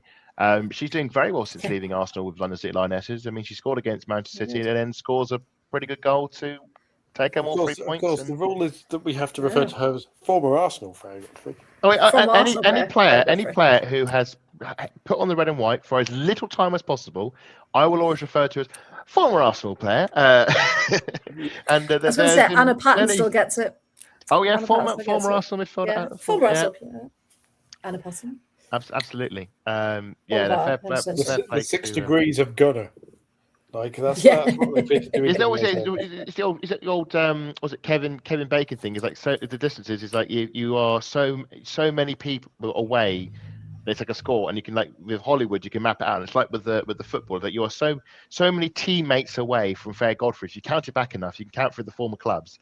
You can probably work out, and that's your sort of Godfrey score. Just anybody in Arsenal. Well, yeah, anyone playing for Arsenal scores 0. Well, that's the I saw someone tweet actually something funny for a change. It was, they've spent all that money on all these international players, but their best player at the moment is Godfrey, an ex-Arsenal player. Yeah. Well, again, they are a smorgasbord of, for me, not saying they're bad players, but they are a smorgasbord of senior has-beens and exciting youth potential, all mixed up.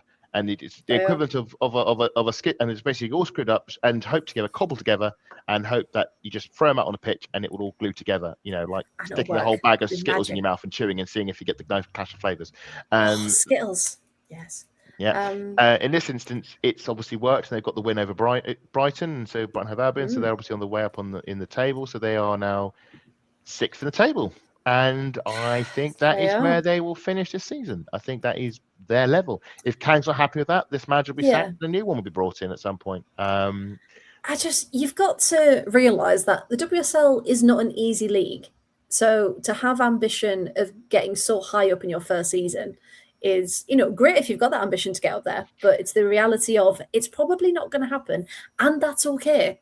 Finishing 6th, 5th in your first season is still very, very good because it shows you can compete. You say it's not an easy league. Andrea Jeglerts is making it look very easy.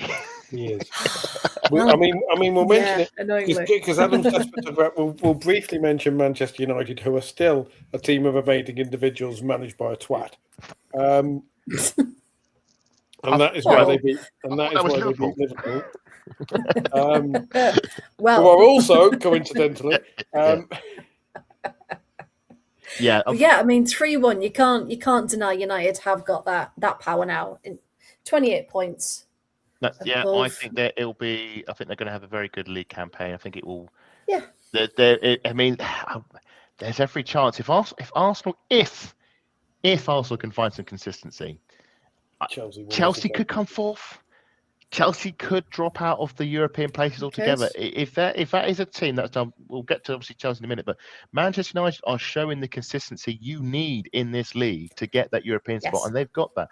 The only thing that will hamper them is when the European games start again, and that's because we saw that when they were having to do the European games, they end up losing it. And this is not meant to be a disparage Villa. They lost at home to Villa.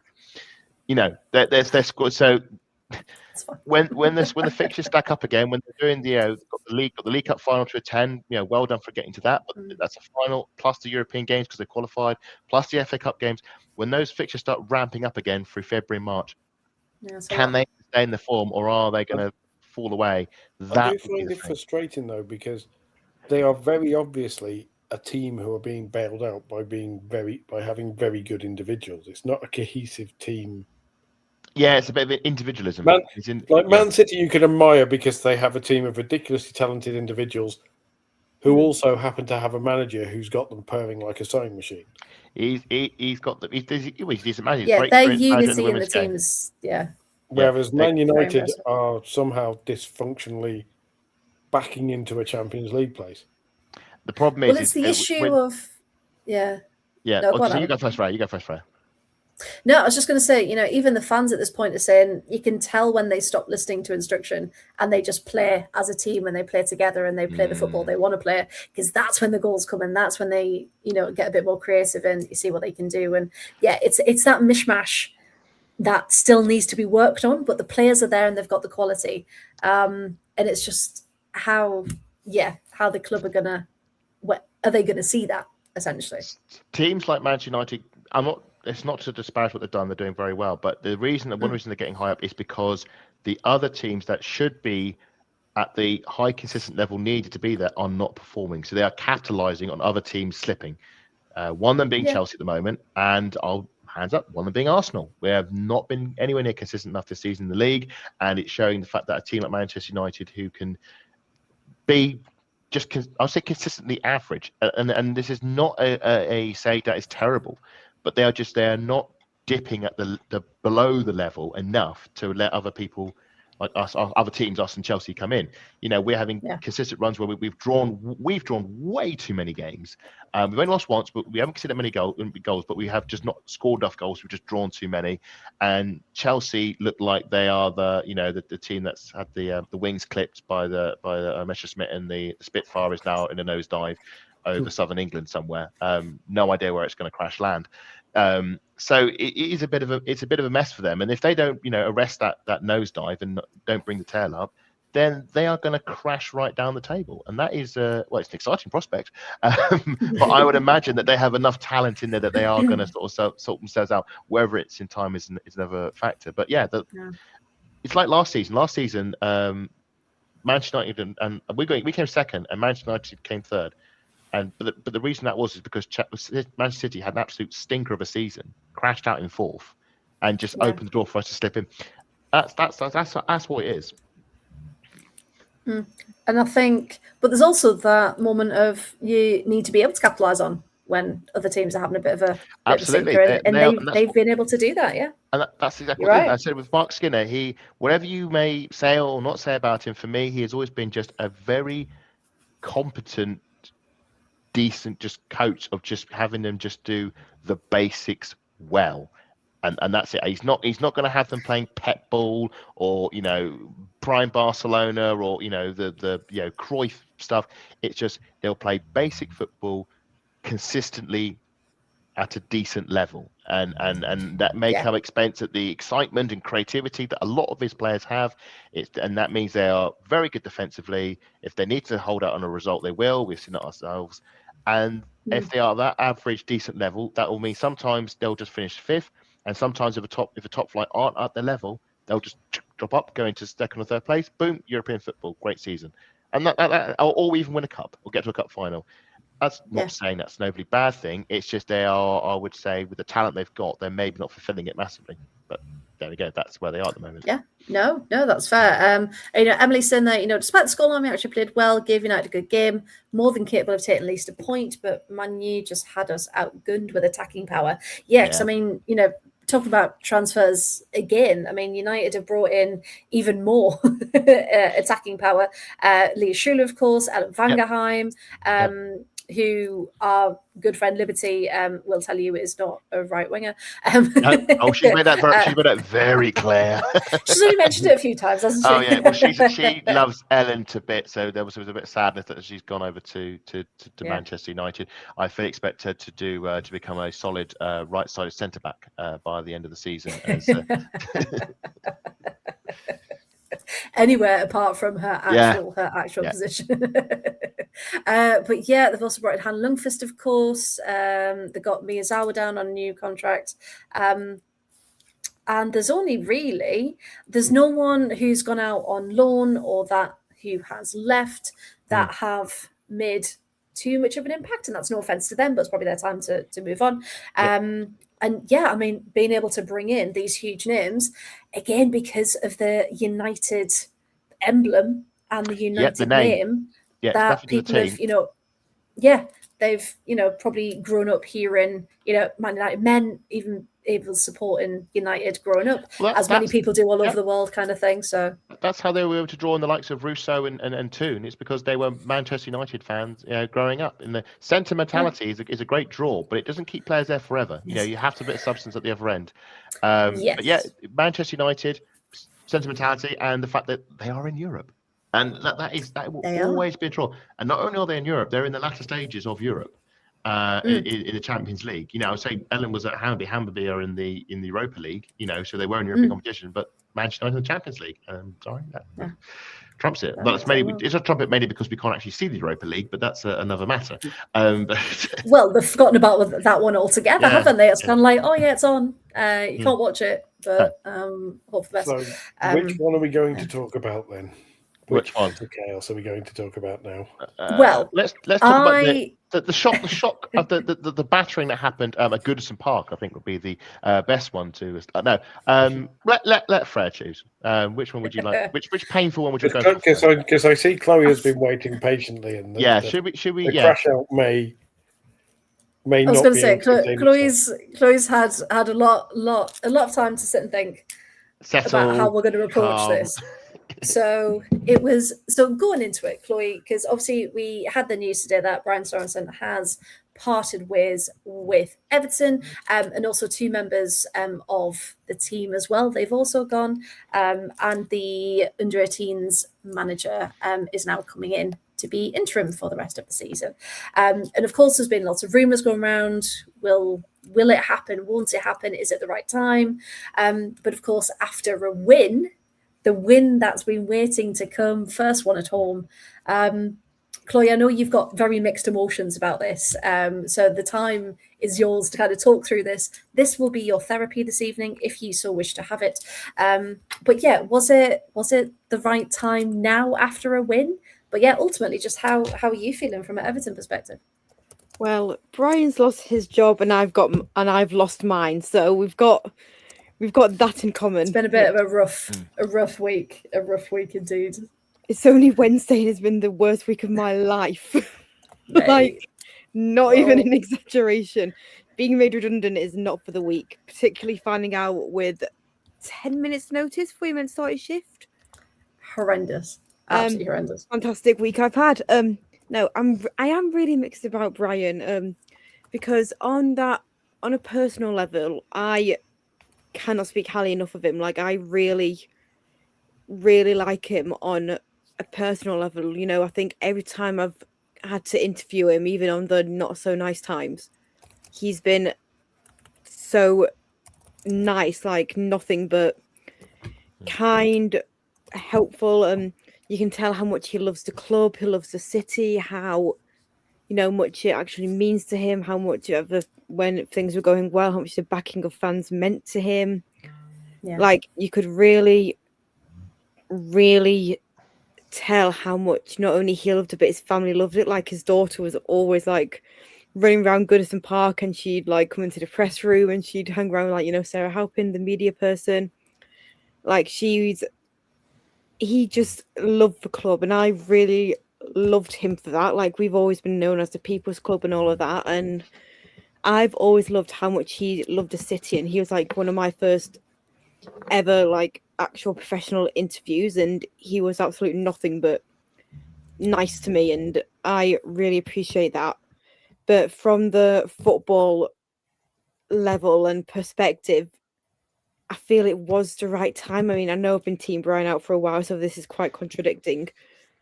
But from the football perspective and football point, I feel it was time. Like, only just got our first win at home. We had like 2 wins in 12 in the WSL. Like, that's just not good enough for a club like Everton. And yeah, we've been in a relegation battle practically every season, I think.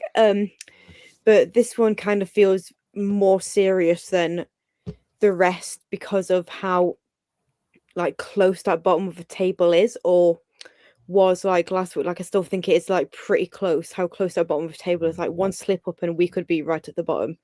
All it will take for Liverpool and West Ham to win and we're right at the bottom. Like, the scoreline was just not good enough. The results weren't good enough. Yes, we got that win against Chelsea, which was not only huge for Everton, but also huge for Chelsea. But also winning, obviously, last weekend at Goodison Park, that the first win actually at home in, 14 games? Like, that's also huge. That's a big deal, and that's why I didn't think the board would go through with it, but they haven't, and he has gone. And although I am slightly happy about it because I feel it is what the club needed, like we did need that change of direction. He'd lost a lot of backing from fans. I feel like he'd lost the dressing room a little bit as well, and he just wasn't giving the results that we needed. So although for a club level I feel it was correct, it was the right time.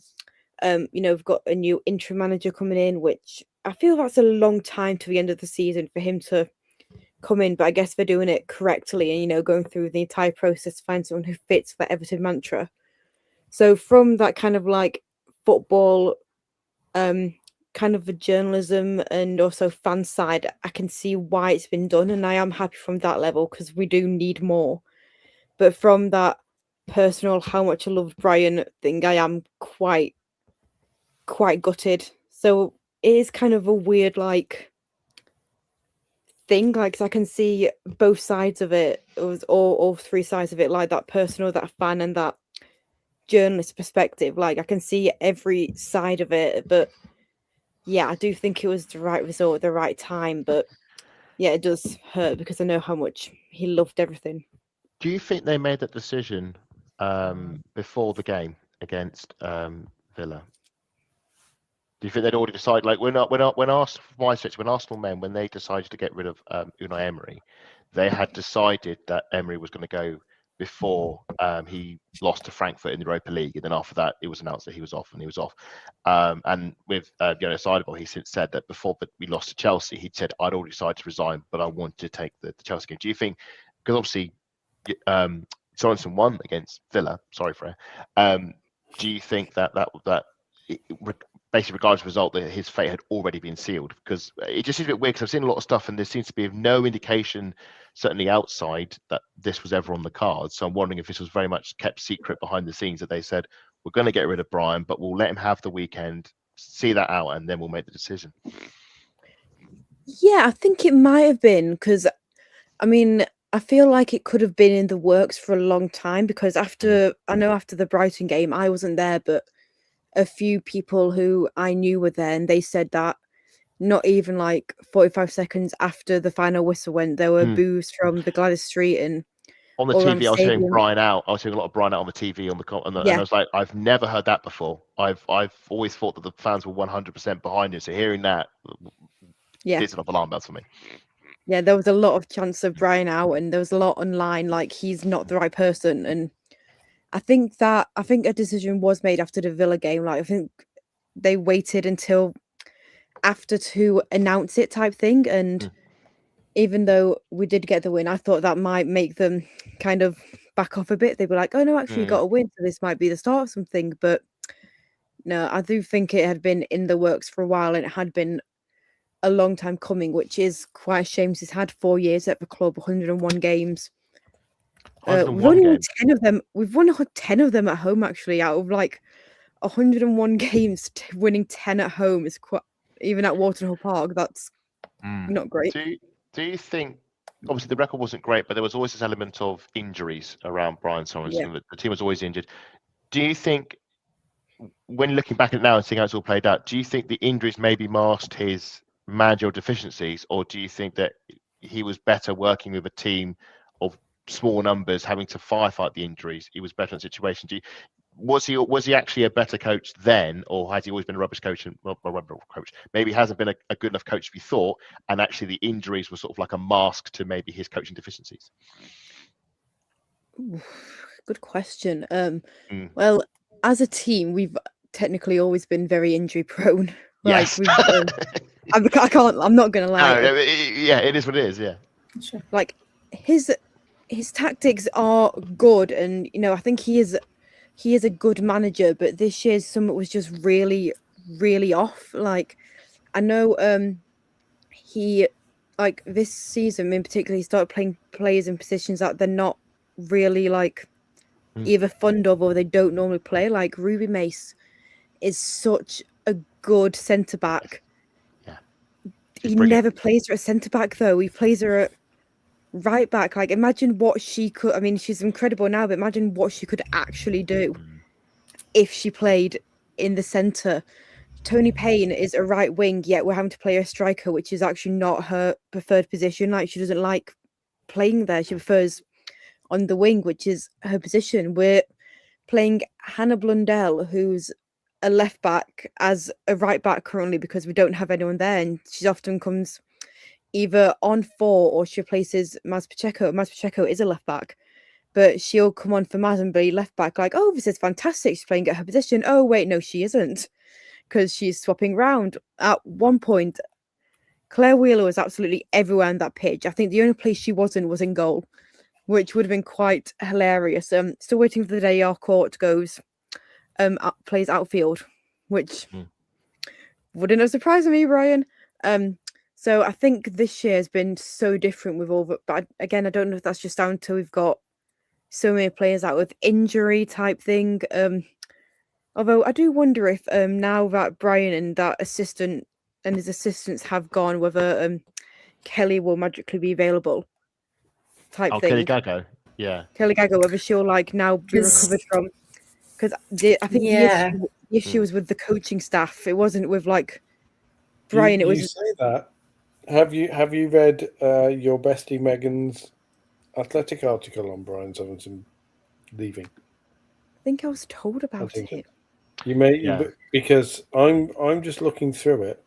And I'm thinking through a Twitter feed stuff. So there's talk about the fact that Everton are bottom of the WSL for investment. Apparently, it's interesting that Megan specifically says, and again, this is not with any knowledge, but Megan, you'd think has a little more knowledge in this, and said in December, Kelly Gago informed the club she wanted to leave. Sorensen was open to the departure. The club wouldn't let her go. And Paris Saint-Germain only made a bid of 50 grand in December.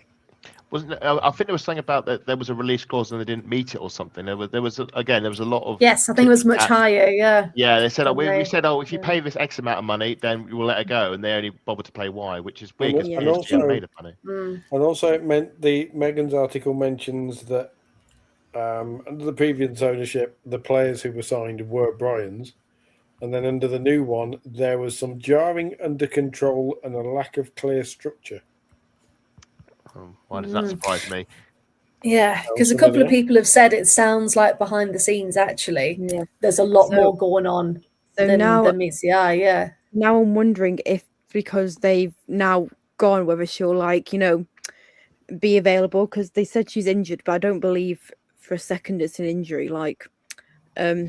So I mean, if she isn't and she's generally injured, then fair enough. But I'm just thinking, whether she'll now be available. Now that's been well, not sorted. Sorted is the wrong word because it's not sorted. But you know what I mean? I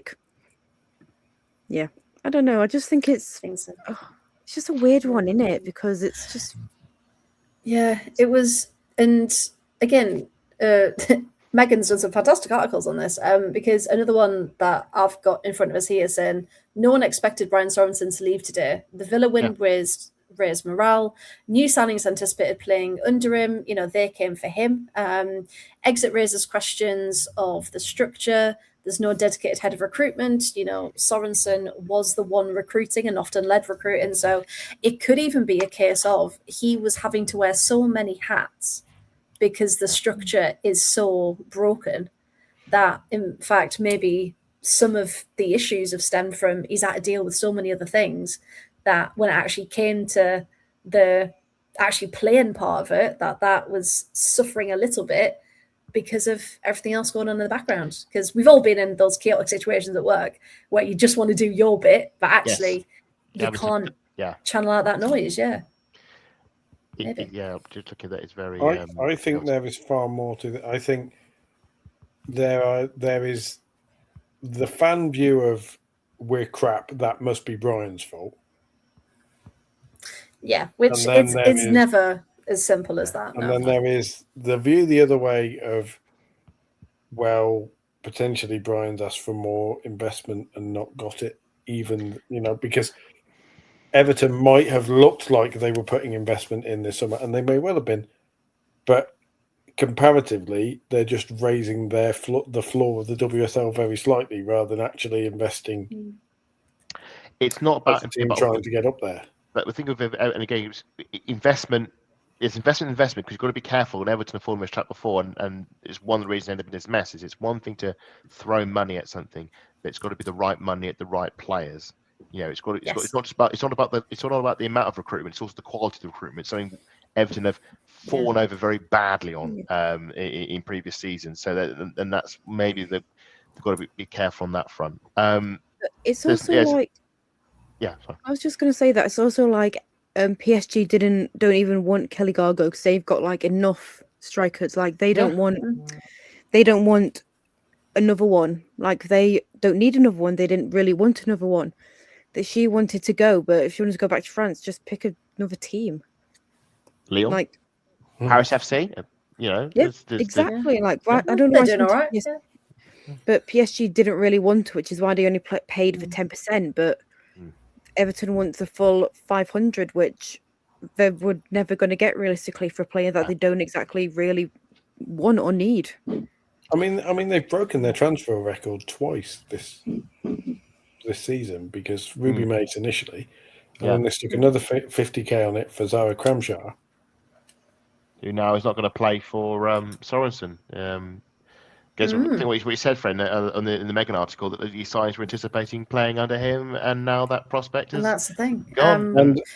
Because of course, Kramshar is a loan with the obligation to buy, isn't it? So she's come in with I'll be, playing, seeing what it's like, and then this is going to be my club in a few months. So it's all these promises to apparently players Lila Harbert as well. There's mention that Brian Sorensen. Sorry, Arsenal midfielder Leila Harbert on loan. That's the one.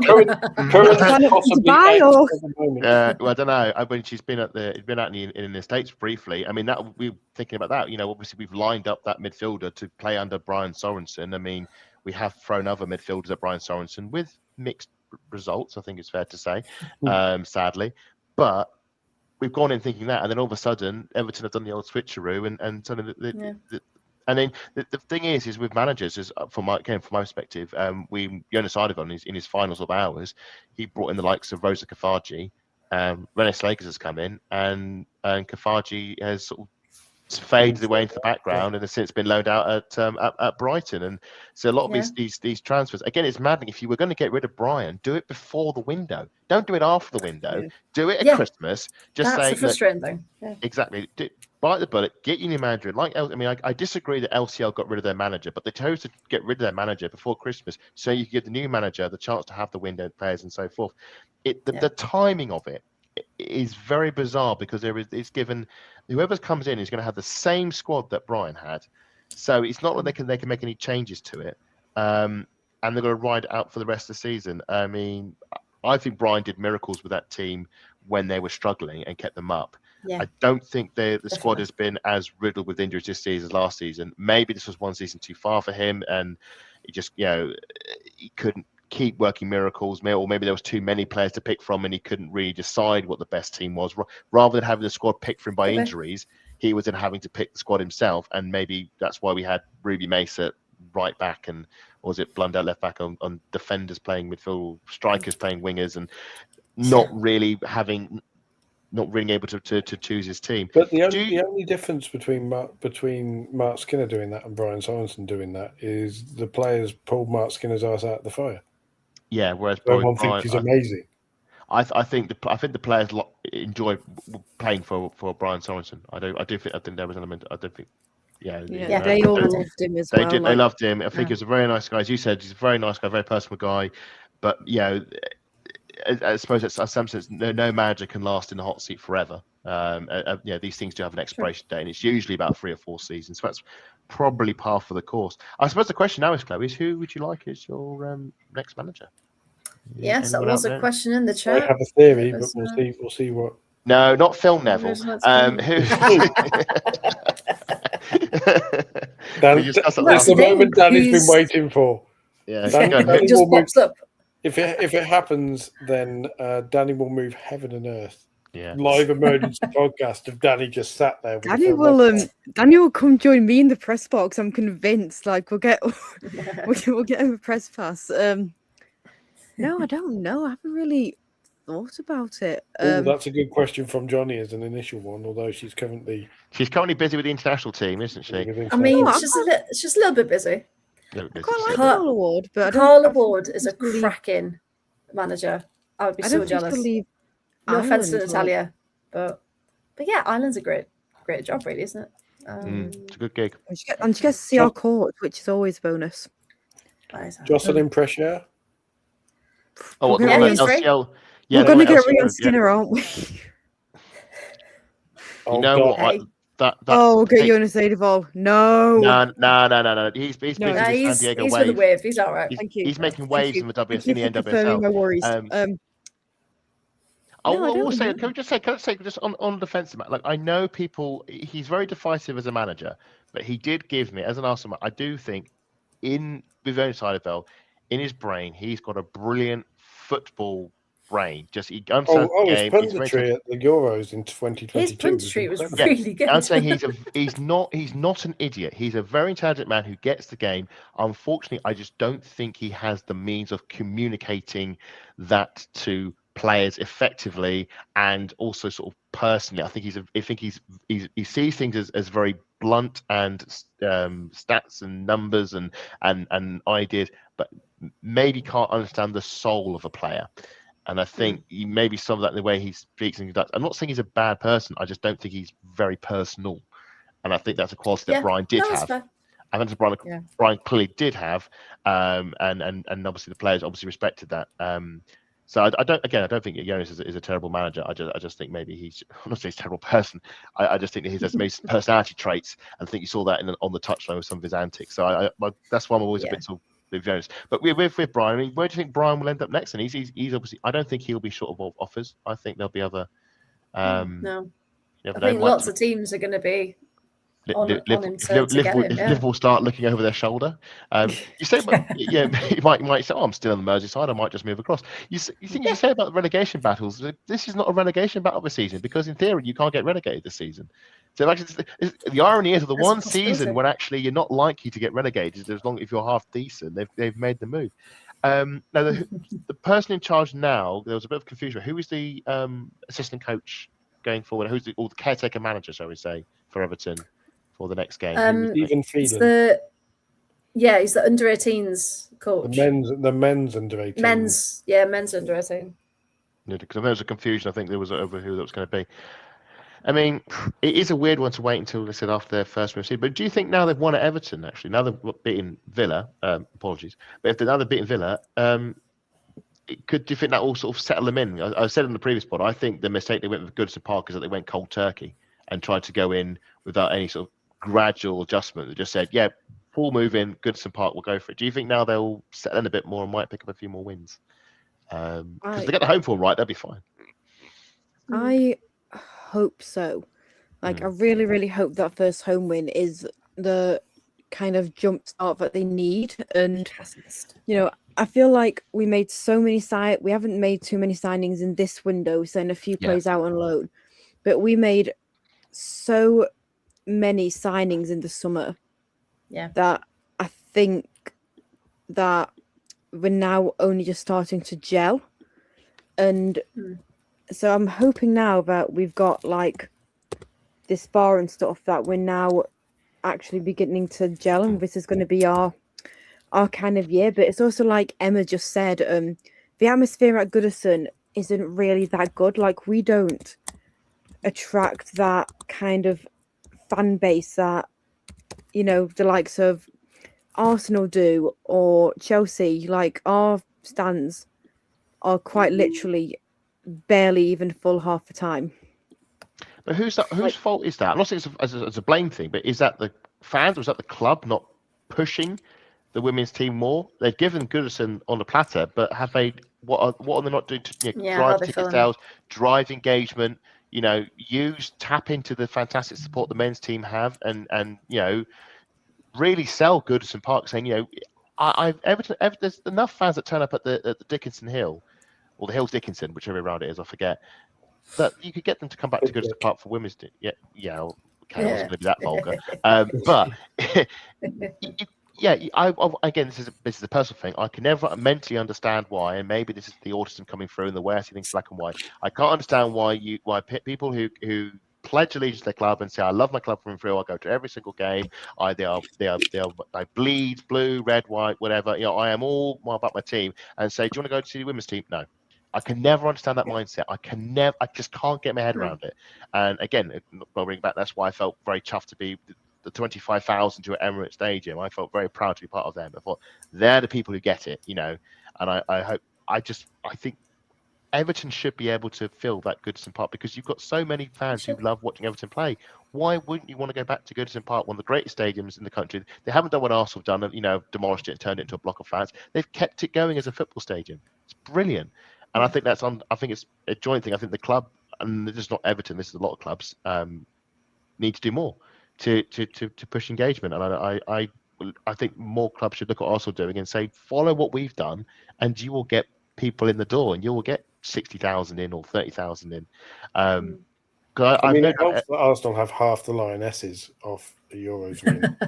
Yeah, well, I think we were getting loads of numbers in before we had the Lionesses in our side. We got players in because people. I think it's that difference though, because when it was announced that Goodison was going to be saved as a stadium and things like that, there were so many men, particularly who were so against it.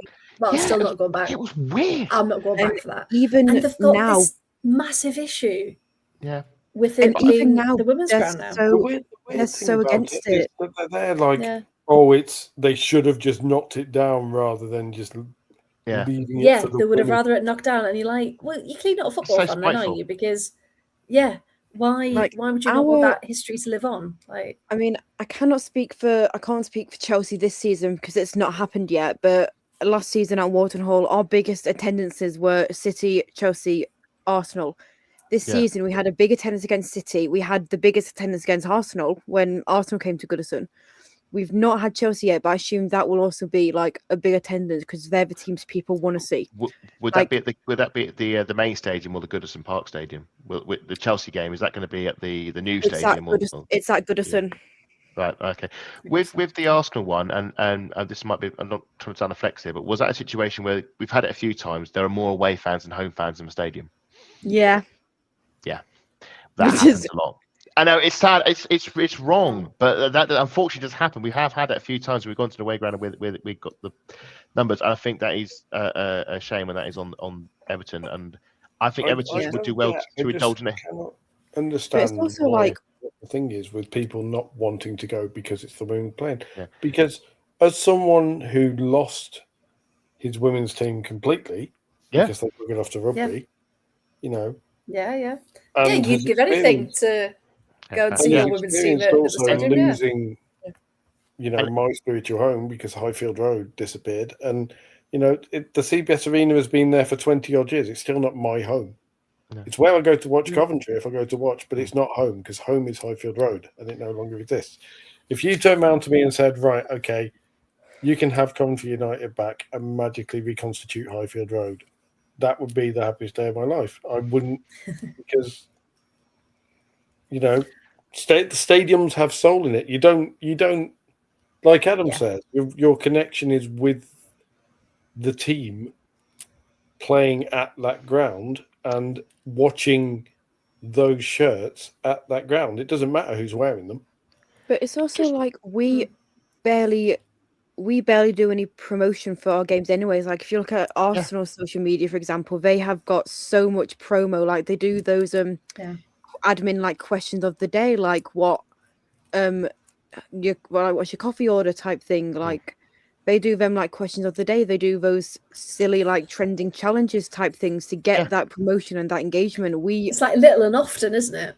That little and often, like they did the 25-day advent calendar as well, which I found quite amusing because it was like, what's going to be inside it today? Is it going to be a joke? Is it going to be like a present? Is it going to be this, that, and the other? Like we don't actually have that promotion on our social media. Like we don't do it, and because even like last season. Yeah, no, I was just going to say last season, Everton's socials, I always remember on a Thursday or on a Friday would be training day, and it would be come with us to training, and like the videos would be there. And it doesn't feel like they're doing that this season, are It's just they? not And it just got seems that like it's just social completely media. dropped off. Yeah. I It's can just, only speak, yeah, it's speak really for sad. Arsenal. Arsenal have always, and it's been one of the big things with Vic Akers and David Dean, and it's very much been a cultural thing. I can say, like, for example, I don't know, I can't speak of Everton, but like in the matchday programs, as early as far back as 1991, they're reporting on the women's team. They're always advertising the women's team, advertising the games, advertising, going to games, paying for tickets, come to the games for free. The games are on these dates. They've always been doing that. And that's why Arsenal always will indulge in the history and brag about it. But it's like, it's not hard. It's not hard to do it on it because people probably look at Arsenal thinking, how are they getting 30,000, 40,000 Emirates Stadium? And thinking it just takes hard work. You've got to want to do it. You've got to. Arsenal always believe in the women's team, and if you're as a club, if you're doing it as a token gesture, then just get out of here. And a club like LCL, who you may despise, are actually chucking money at the women's team because they want their team to be successful. You may disagree with LCL, you may disagree with the funding, but that is an institution that has a desire to make a women's team great, however that may be. If you don't care, then we don't want you there. With Everton, I find it frustrating because they are a very historically significant club. Everton could go big on their history. Everton could do what Arsenal do because they have historical success. They have won league titles. They have won FA Cups. They have gone deep into. They've been involved in one of the greatest ever title races with Arsenal. That sadly, for Everton's sake, they lost on goal difference in the final day of the season. They could really indulge in being Everton. When they went down, they won the league. They came back up again. They've been to Wembley. They have stuff there. They've had likes of Farrell Williams play for them, Rachel Brown-Phillips, players who are on the TV now. They could really, also bring like Alex Scott up or Kelly Smith up. We've got that heritage, but Everton have that as well. For quite a few years, Everton were probably, after Charlton, were the second best team in the league. They were the team that ended Arsenal's 108 game unbeaten run. I can't honestly say that they're a brilliant football team that were maybe a bit unlucky because they're playing with Arsenal. Everton could indulge in that. They could do it. It's not beyond the realms of possibility. And the fact that they haven't, and you've got Goodison Park with attendances that are suboptimal, is a real frustrating waste of resources. And I think the club should do more but it's only going to work if they really, really want to. I can't understand that. They used to play in Europe. They used to play in the Women's UEFA Cup. They could indulge in that. It's there for them. It's maddening. I think you need to have a chat with them, Adam. I think you'd be perfect. Have a word. Look, have a word. Like, do you actually know that all of this actually happened? Because it could just be a thing of, if you look at, we're doing, I think I mentioned some historical things with Villa, and we're trying to talk to, for Villa Aztecs, and we're trying to bring that history back. Because if you go on Villa's history page, it starts in 2020. On Wikipedia or on the website? No, on the actual Villa website. It'll say first started as Solihull FC, then became Villa Aztecs, then became Villa Ladies, and then in this season we got promoted. And it's only those last couple of years, and it's like, that's shocking that you've only got 4 paragraphs of your history. No mention of reaching the 1995 Premier League Cup final with Wimbledon, clearly. I had to find that out trolling through the internet. That wasn't even on anything there. I stuck it on Wikipedia for you. I love you for. Well, the first women's football games I watched help versus Coventry United. Coventry against who? Villa. Coventry United versus Villa. In the Championship. Well, there we go. And that's the thing. And there's so much history out there that unless you know exactly where to look for it, or even begin to look for it, you're not going to get anywhere, because a simple search doesn't turn up any results. So if Everton can tap into that, that's just address Emily's comment. Everton, I'm pretty sure have won the league, and I think it was around 1998. It was the Women's FA Premier League, but you're welcome to double check me now. I think it was 97, 98. I'm pretty sure Everton, and then I think Croydon, later Charlton went twice after that. But it was many years ago, I should say. So I think Everton, a sleeping giant that needs poking awake. And if anyone from Everton is listening, make it happen. Yeah. And if you need any help with any of this, like for the socials or training things, I'm suddenly available. If you can do social media, I have no job. I was made redundant. I can do Everton's that. social media. Yes. Yes. Hey, Everton, you Everton, have get an her. experienced women's football journalist sat there now who is a fan of the club. Yes. Go and do I it. currently There we have no go. job, so I am pretty much available every day if they need help. And to make it even better, oh yes, they did. Sorry, Adam. I know my history. I wrote it. I was going to say, Emily, if there's one person you don't go up against with dates, it's Adam. Perfect. Right. Well, I will just say about the actual match. Ebony Salmon scored. Yes. Yeah. That's been, oh God, a long time coming. Did So you yeah, expect hats off to Ebony. No. And I think that's why it was even better, because it was like, oh my God, Ebony scored. Because of course, Ebony was actually in the starting 11. So maybe even that was a bit of a confidence boost. But then of course we left Fernandez open at the post twice. So yeah, fair play. You got 3 points. I say on the last pod, I should say, when we were talking about Spurs losing at Liverpool, I did not say something like it would be the most Villa thing ever if Villa lost, that were the first team to lose away at Everton. I think you did. So when the score came through and it was 2-1, I did have a chuckle to myself. It's your fault. Oh, Adam, there's a question for you. I went to school with a girl called Janet Clark. I believe she played for Arsenal, possibly first Irish woman to play for Ireland, then Croydon. Have you ever heard of her? That might. There's a few names on my list of I know the first name, but not, or know the surname, but not the first name. Ooh. I'll have to double check, but that might be one of the mysterious names I'm looking for. And if you want to talk there's your link. If you want to talk about Chelsea and Manchester City for a bit, and I'll go through my notes and I'll get back to you on that one, Nessie. Yes, because in fact that's our last thing to talk about this evening. So we all said, City, they're in incredible form this season. They are doing some spectacular things on the pitch. Chelsea haven't looked convincing. They haven't looked consistent. But I don't think any of us would have thought this would have ended in a 5-1 at the Etihad. Now, Chloe, talk us through it, because you were there for the vibes and you quite enjoyed them, didn't you? Oh my God, loads of people were complaining about it. You were rocking away. So tell us what was the match like from your perspective, please. Oh, Bessies, I can't lie. I was generally having such a good time. I was there. I was working the game. I was pressing the game. Just sort of like there. I really had a great time. They had a performance from The Wanted 2.0, and I am quite a big The Wanted fan. As in, I went to concert twice. So I was having so many people were complaining about it, like this isn't what women's football wants, this isn't what women's football needs. Why we're turning it into like a show. It's Ollie Murs again, like nobody wants this. But as somebody who really likes The Wanted, who knows their songs, I was like singing along in my little press box doing all my typing. I was having a lot of fun. Like I said it to my sister, like this is the most fun I think I've ever had at a football game. Brackets, this is a lie, but yeah. Were you glad you came? Oh my God, I'm so glad I came. They sang that one and it was fantastic. I was absolutely loving it. But the game was actually really good. I thought it was going to be exactly like the week before, the Sub Cup, where it was really toe-to-toe. You didn't know what was going to happen. Like, yes, City scored first. That one, not City, Chelsea.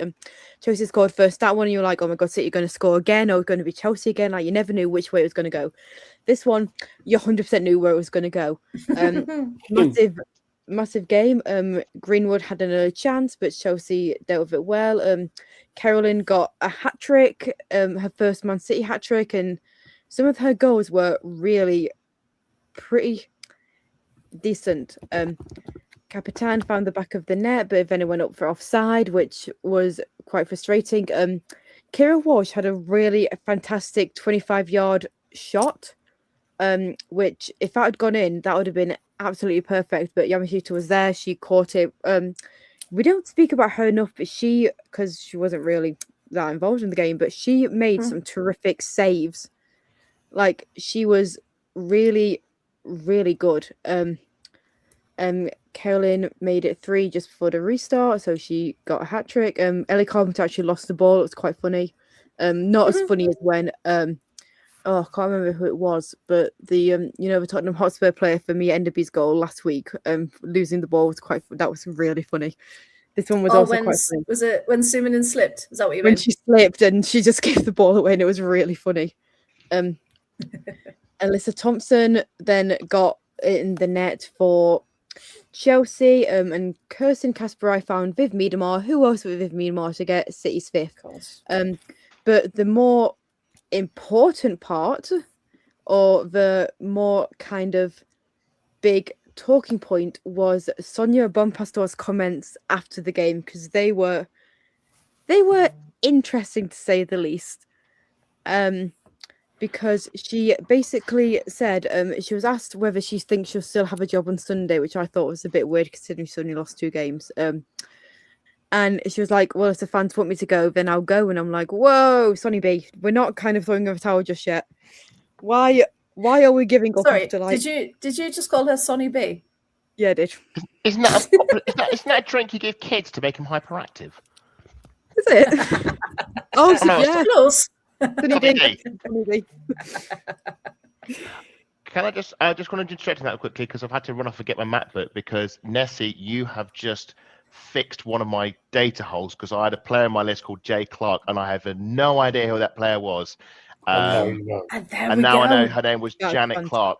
Thank you so much. And there is the magic of podcasts. Yeah, absolutely. You've saved my bacon. Magic of Nessie. That is a brilliant find. Thank you very much. I just got to get that clocked in. On that one, the post-match comments, I just want to raise this because Sonia made some really bizarre comments about transfers. I think she was complaining that she hadn't been funded. She hasn't. Hasn't been given the proper funds to be backed. And she made a point because I've had a look and see, she hasn't been that funded at all, because they've only signed a handful of players since July 24. Julia Bartel, Sandy Baltimore, Jean-Francois, Lucy Bronze, Ribadira, Mpome, Berman, Germer, Leafting, Walsh, Peng, Alba, Carpenter, Spencer. Oh, and Alicia Thompson. But apart from that, it's been a very dry, not much money chucked at it. I mean, it's just the cheek. And as much as a couple of those were frees, they also Rebecca Spencer.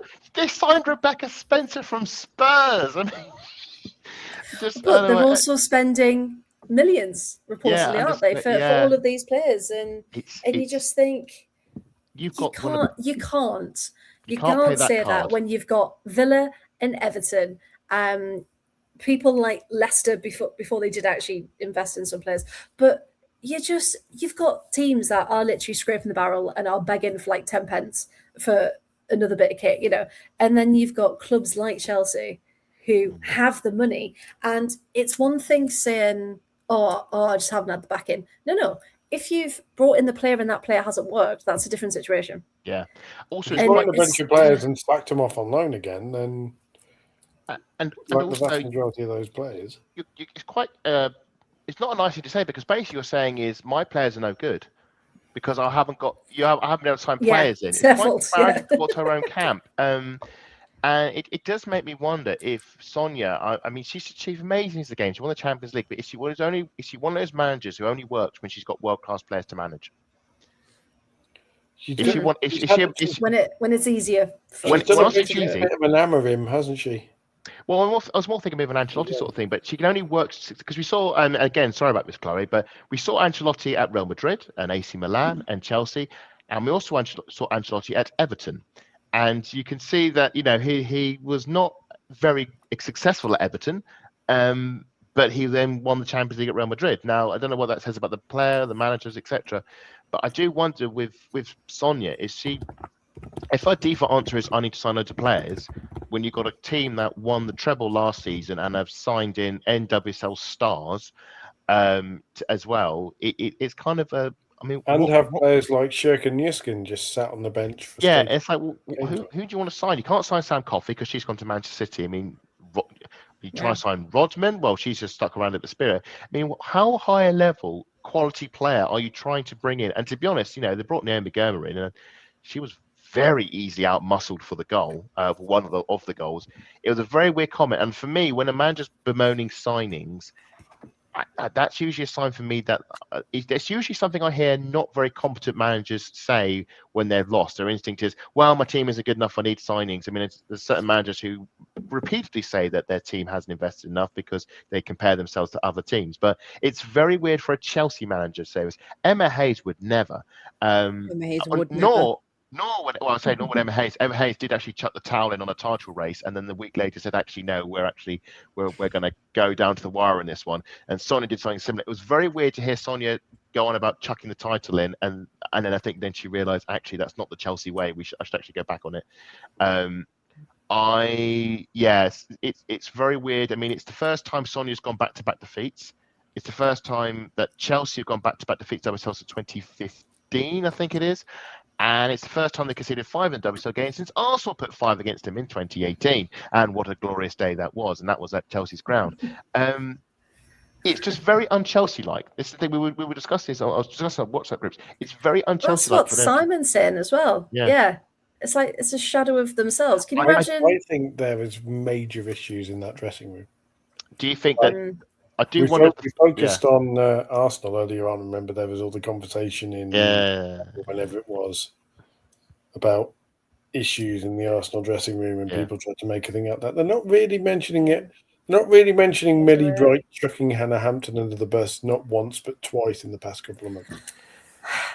Yeah, I just on that. There's two ways to look at that because it was taken out of a broader interview, wasn't it? So I think the fact she said it was technically factual, that yes, the keeper made more saves, whatever. But the issue is, as captain and as a team that has just lost to a rival in a title chase, why would you say that?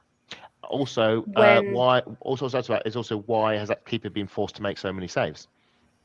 Exactly, because as a defender, as captain, you therefore should take that responsibility, because you're absolutely right. If your keeper's having to save your skin and keep you in that game, what's going wrong with the other players on that pitch? How's the ball got that far? For Chelsea, what Steph Houghton did for England. Steph Houghton, did for England, in the sense of that bit where it's like, maybe you still think you can play at that level, but the evidence is... Are we talking... Hey, I'll have no Steph slander here. Are you saying leave the football before the football leaves you? Are we in that sort of ballpark territory? Yeah, because Millie Bright is coming in for a lot of criticism from Chelsea fans in general. I have seen that. People question her captaincy as well. They weren't happy when she was all smiles and hugs after losing to Arsenal in the derby. You know, and people took quite exception to that. And then obviously the comments with Hannah Hampton. I mean, I should say with Bright, if you just make it clear, Bright is a defensive legend. You know, she's a brilliant defender, for Chelsea and Doncaster Rovers. You know, I can understand. I think Bright is a brilliant footballer. We should not dispute her quality. I do wonder, though, maybe like Steph Houghton is, maybe she is leaning towards the end of her career. I don't know when her contract's up. I would be surprised if, when the time came, she was offered another one. I think she's also in that position where she is raging against the dying of the light a bit, and Chelsea are also doing it because they brought players like Gummer in, but not really integrated them to the same level.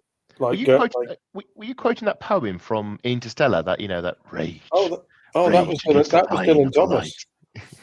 I can't remember what the poem is. That was Dylan Thomas. That was "Do Not Go Gentle." That's it. Do not go gently into that night. Rage against the dying of the light. I mean, for Dylan Thomas, everybody. You see, you don't get that on Counter Press. No, you don't get that on our podcast. We're bringing culture to the podcast. I think she's a player that's clearly in the twilight bit of her career. She's obviously not just in England anymore, and after Chelsea, it's going to either be retirement or maybe LCL will pick her up, as another has-been. They do like to acquire them every now and then. I mentioned this, and I want to get more culture, everybody. Sonia Bompastor is the Nero of football, Because what? Is she playing a violin while Chelsea burns? Is that playing a violin while Chelsea burns? Because and having a cup of coffee. You could kind of see it, on Sunday. Chelsea are the Empire. They're sat there, the comfortable Empire. Man City are the barbarians at the gate, and suddenly everybody's going, "Oh, we might be watching an Empire fall in real time." No one told us about this. Do you think maybe she was the last season was sort of riding the crest of the wave of Emma Hayes? So like when Vic Hakers departed, obviously had that huge success. Well, not immediately, but Laura Harvey eventually came in to be manager after Tony Gervais left, and she won a league title and a few WSLs. But it was a team that was sort of coming toward the end of its lifespan, and then after Laura Harvey left, the thing fell over and it all collapsed for Arsenal. I do wonder if Sonia, because everyone was raving about Chelsea last season. Yeah, they went unbeaten, they won the treble, and those of us who actually know football thinking, yeah, but they weren't great, were they? But everyone's like, no, unbeaten. They won the treble. This is the best Chelsea team ever. It's the best Chelsea ever. They got battered 8-2 by Barcelona. I mean, that's what we're talking about here. But you think with like someone like Emma Hayes, they've got systems in place that are so ingrained that players are going to automatically play to that standard, aren't they? Yeah. And then with that input, and then as players suddenly change and they're slowly eased out, and new players come in, then that goes off, and that's exactly what's happened, isn't it? You are looking at there's no G, there's no Sophie Ingle, there's no Fran Kirby. Some of your players like Sam Kerr is still sort of come of injury. Ramirez is still out of an injury.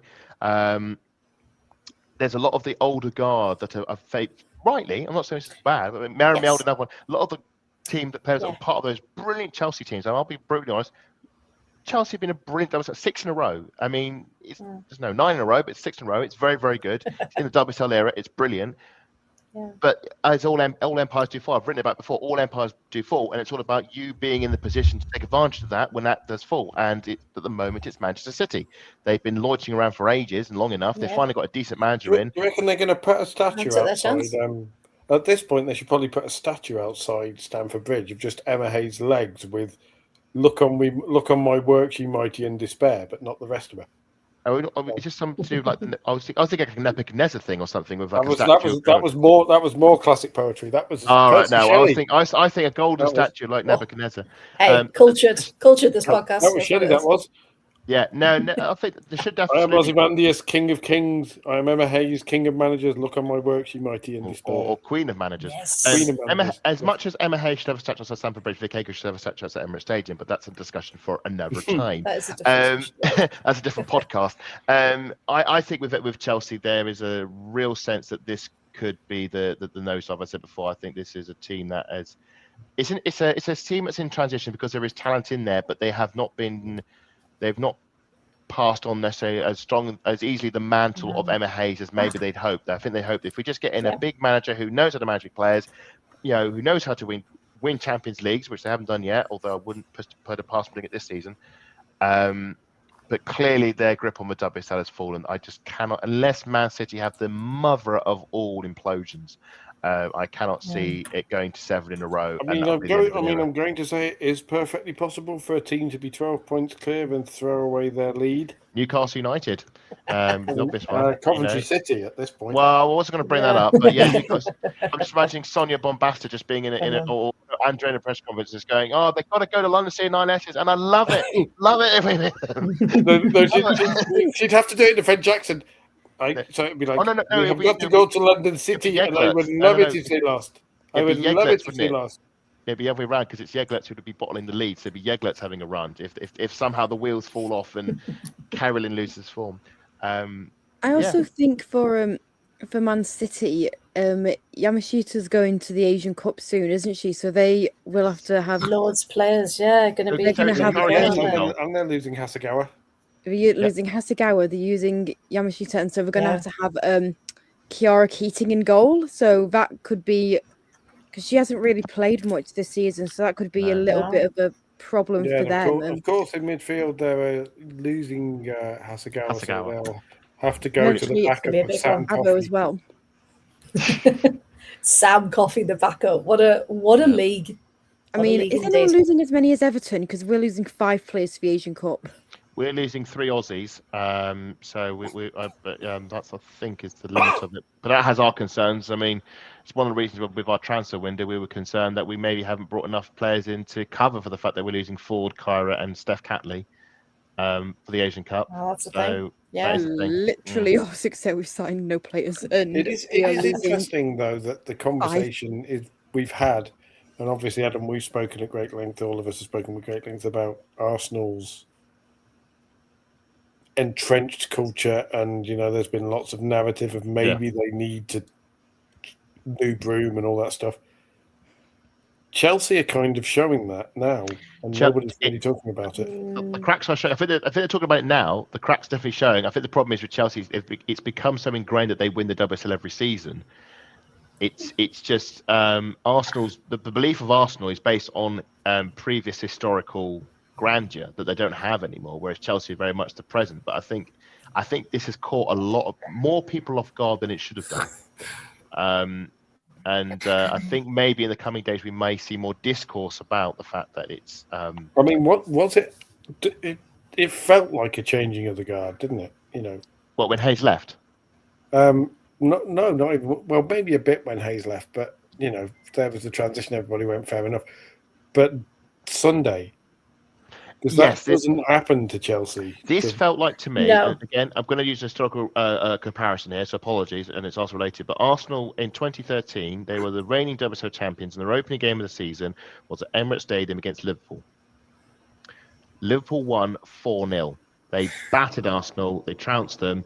Liverpool went on to win the league that season. Arsenal finished 3rd out of Europe after they cocked up some app and had some points deductions. And that was very much the passing of torch. That was very much when it was like the Emperor's new clothes. They're not the force they were anymore. Arsenal were battered. They lost 4-0. Liverpool strolled on with Matt Beard to win the league. I think that's a similar thing here with Chelsea and Manchester City. That's the moment when it's like, it's over, guys. Like, it's done. Like, it's been a glorious, incredible 6 years of success of WSL titles. But you've come to Manchester City and you have lost, but not just lost. You've been trounced. And Chelsea had this one blip season with Emma Hayes in 2018-19 when we won the league, and they had a similar 5-0 defeat. And that was after an unbeaten league campaign. They lost that game 5-0. They lost the league. Arsenal won it that season. But Chelsea bounced back immediately and won 6 in a row to where we are now. I don't know if they can bounce back on that again and do another 6 in a row because the team's different and obviously the manager's different. And how good is Sonia managing a team that is not like Leon? Leon will win the league every season because we do. We're Leon. And can Sonia go, like, not say crisis exactly, because I think it's a bit of an exaggeration. They've only lost 3 games. But to be in a situation which is quite foreign for Chelsea, having dropped this many points, can Sonia turn that kind of team around? I don't know. This is probably the toughest gig she's ever got, and she's probably not expecting it, especially what happened last season. I think it's going to be very interesting what happens the rest of the season with Sonia. And then I think it's a bit premature asking for her job, but I think her right that job should be questioned because it was very un-Chelsea like what happened. And if it keeps happening, I think the question will only get louder. But I also there aren't many managers who can step into that role. No. There isn't. Everton, with all due respect to Everton, if you're talking about players who could come in there, we had 4 or 5 possible. Well, maybe if Sonya's out of a job, Everton would not be. Maybe Everton could be where she turns up next. Brings her. Take it. Happily take it. You're right. I mean, the only person I could think of would be Jonathan. But he's obviously tied up with Leon at the moment. He's he's not going. He's just making his way around Can clubs. Yeah, he'll be at LCL. He'll be at LCL next season. You can just imagine Sonia Konya. What has this team good ever done? What's this Merseyside you speak of? What's his the Derby? The Derby. I am used to places with bakeries and walls. I feel like we're descending into an episode of Hello here, and I feel this is going. Listen very carefully. I shall say this only once. I fear that we have lost our French audience. Apologies to those of you on the other side of the channel. I think we should, maybe move away from making outrageous accents. I mean, are we going to start doing Monty Python and start saying, your mother was a hamster and your father managed Manchester United? I shall taunt you a second time. I love this podcast. No, I was trying to going think to of wrap a that game Python up. Skinner joke, and I can't get one out quickly. No, Skinner I eat was a gonna- domum. There you go. Very good. I was going to go for A Knight's Tale with "You have been weighed, you have been measured, and you've been found wanting." Oh, very good. For Chelsea at that game. You have chosen poorly. Poorly. Now that's Chosen Last poorly. Crusade. That's Last There Crusade. you Very go. good. Classic. Yeah, very good indeed. Yeah, Simon. Yeah, good morning. Yes. Oh, I'm going to have to Absolute watch it. football summer movie night. Just Yes, Absolute Football does. Hello. Oh, I love it. But yeah, this isn't the Chelsea that when you think of Chelsea, this team isn't it. I think, as was said, a lot of individuals not really cohesive, not really working together. We saw how frustrated Hannah Hampton was, as you would be if your defense is not helping you at all. So I just think a massive shake up in the summer. I mean, if you've got no depth possession, if you've got no depth perception and still know your centre backs are well out of position, then they're well out of position. Yeah, but even our lovely Rosie, of course, was going off in the chat. She was like, "Who with this team? What is happening?" Rosie was quietly mentioned in the chat, by the way, for those who follow the youth in women's football. Apparently, Man United youth team have beaten Chelsea's youth team 7-1 with the 21s. So maybe all across Chelsea there might be some need of a refresh. But hey, that's what the end of the season's for. In the summer, we do. When we do, and so transfers then in the summer coming up with a few. Well, that's the thing. Arsenal have got a lot of players out of contract. I want Arsenal to sign Onabacha now because it will absolutely put Man United fans on. Oh, so can we just go here? Can we just go here because there's a lot happening here. There's a lot going. So firstly, it looks like Katie McCabe is on the way out. Good. It looks like she. Okay. Right, McCabe. She looks like she's not being offered a contract. What I will say is, Katie McCabe has been an absolutely superb servant for the club. She is much loved by the fans. She has been a warrior left back who can actually claim to have won every trophy going at the club. She's won the League Cup. She's won the FA Cup. She's won the league. She's won the Champions League, and now she's won the Golden Frisbee. So she has won a lot. And whatever you may think of her and opinions of her, if you think she's reckless and gets stupid red cards, or she's a brilliant talented footballer and the best left back in the world, however you phrase it, she's been a brilliant servant for the club and much loved by the fans. I think this is 100% the right time to say thank you, McCabe. You've given us 10 amazing years. So it's been 10 years, hasn't it? Yeah, it has been 10 years, 10 or 11 years, something I can't remember exactly, but yeah, something like that. Thank you. Exit stage left, pursued by a bear. Exit stage left. So she's London's ex left back. Did you just say pursued by a bear? I see if you spotted that one. Did you just drop that one in? I did. Oh, the culture. Fantastic reference.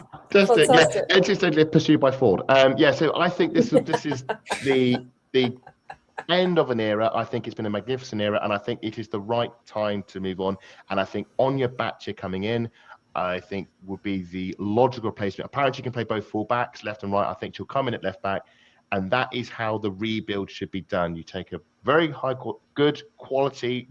I would not stretch as far as say world class, but I would say she is a very, very, very, very, very good footballer. I think she's one of the best Irish players to play for the club. I would say maybe just behind Emma Byrne, who is a goat when it comes to especially as a goalkeeper and as a player. But a brilliant servant of the club, as I said, and wonderful effort, and should be very much missed. But I think this is absolutely the right time to move on in terms of the age profile, and I think bring Anya Batcher in, who I say is a chant. I have said this, and I'm not being mocked for it, but I think if we're going to bring her in, her chant has to be sung to the Weeble song, Badger, Badger, Badger. For those of you who know the flash animation of the dancing badgers in the field, bouncing down, it has... If you know it, you know it. And I just saying Batcher to that on a loop is 100% what I'll be singing in the North Bank with us all bouncing up and down. Yeah, absolutely. So I hope that one goes through. And yes, there is obviously the smirk of the mockery of. I remember when Russo and Anya both left Manchester United in the same window, and a few years later they're both at Arsenal. Very, very, very funny indeed. And she's a brilliant player. Georgia Stanway, I mean, it's another lioness. Claire Wheatley, she loves collecting lionesses. She loves the lioness, and it sounds like Georgia Stanway might be coming to Arsenal. And all noise is that's positive, and it's going to come away. Again, boosts our midfield, gets the numbers down. Our midfield is getting the uber talented players. But I mean, my word, Kim Little. I mean, she plays like a player 10 years her junior. It's incredible that she is still quality is just it's unbelievable. She'll be our 40s and she'll still be playing like a 30-year-old in her prime. It's unbelievable. Brain, isn't it? It's unbelievable. Yeah. And she's just playing in that final, and she's running the midfield. She ran the midfield against Barcelona and Lyon, and you just think, how has she done that? All she needs to do is win the FA Cup this season. She's then captained Arsenal to basically all the trophies, and that's one. I hope also for a lot of the players that might be leading into the season, I hope we win the FA Cup, because if we do win the FA Cup, that means that pretty much every player in that team, senior-wise, has won every trophy when playing for Arsenal. Which is not something certain other clubs came to. Because of the Champions League win. Suddenly it's like almost got the whole collection, and it's just the FA Cup, and Katie McCabe's won it. Kim Little's won it more than once. So I'm hoping that one goes through, and then we're looking at. I think the players we're looking to keep. It looks like it will probably be Leah Williamson, which makes absolute sense. Kim Little, because we still can't afford to get rid of her, and I think probably Emily Fox will try and keep as well, which I fully understand, because I think she's the best right back in the world. But the other ones on the way out. I mean, for me personally, the ones that contract, I think McCabe will probably go. Will be the right time. I think other players. I don't want to name names, but you could probably guess some of the more players who haven't been inconsistent.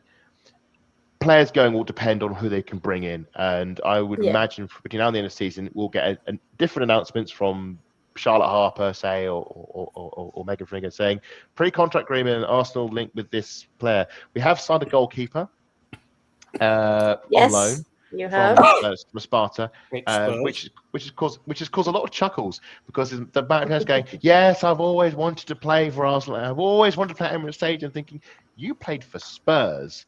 I mean, and it's like, you were the player, goalkeeper, who played for Spurs when Spurs beat us at the Tottenham Hotspur Stadium.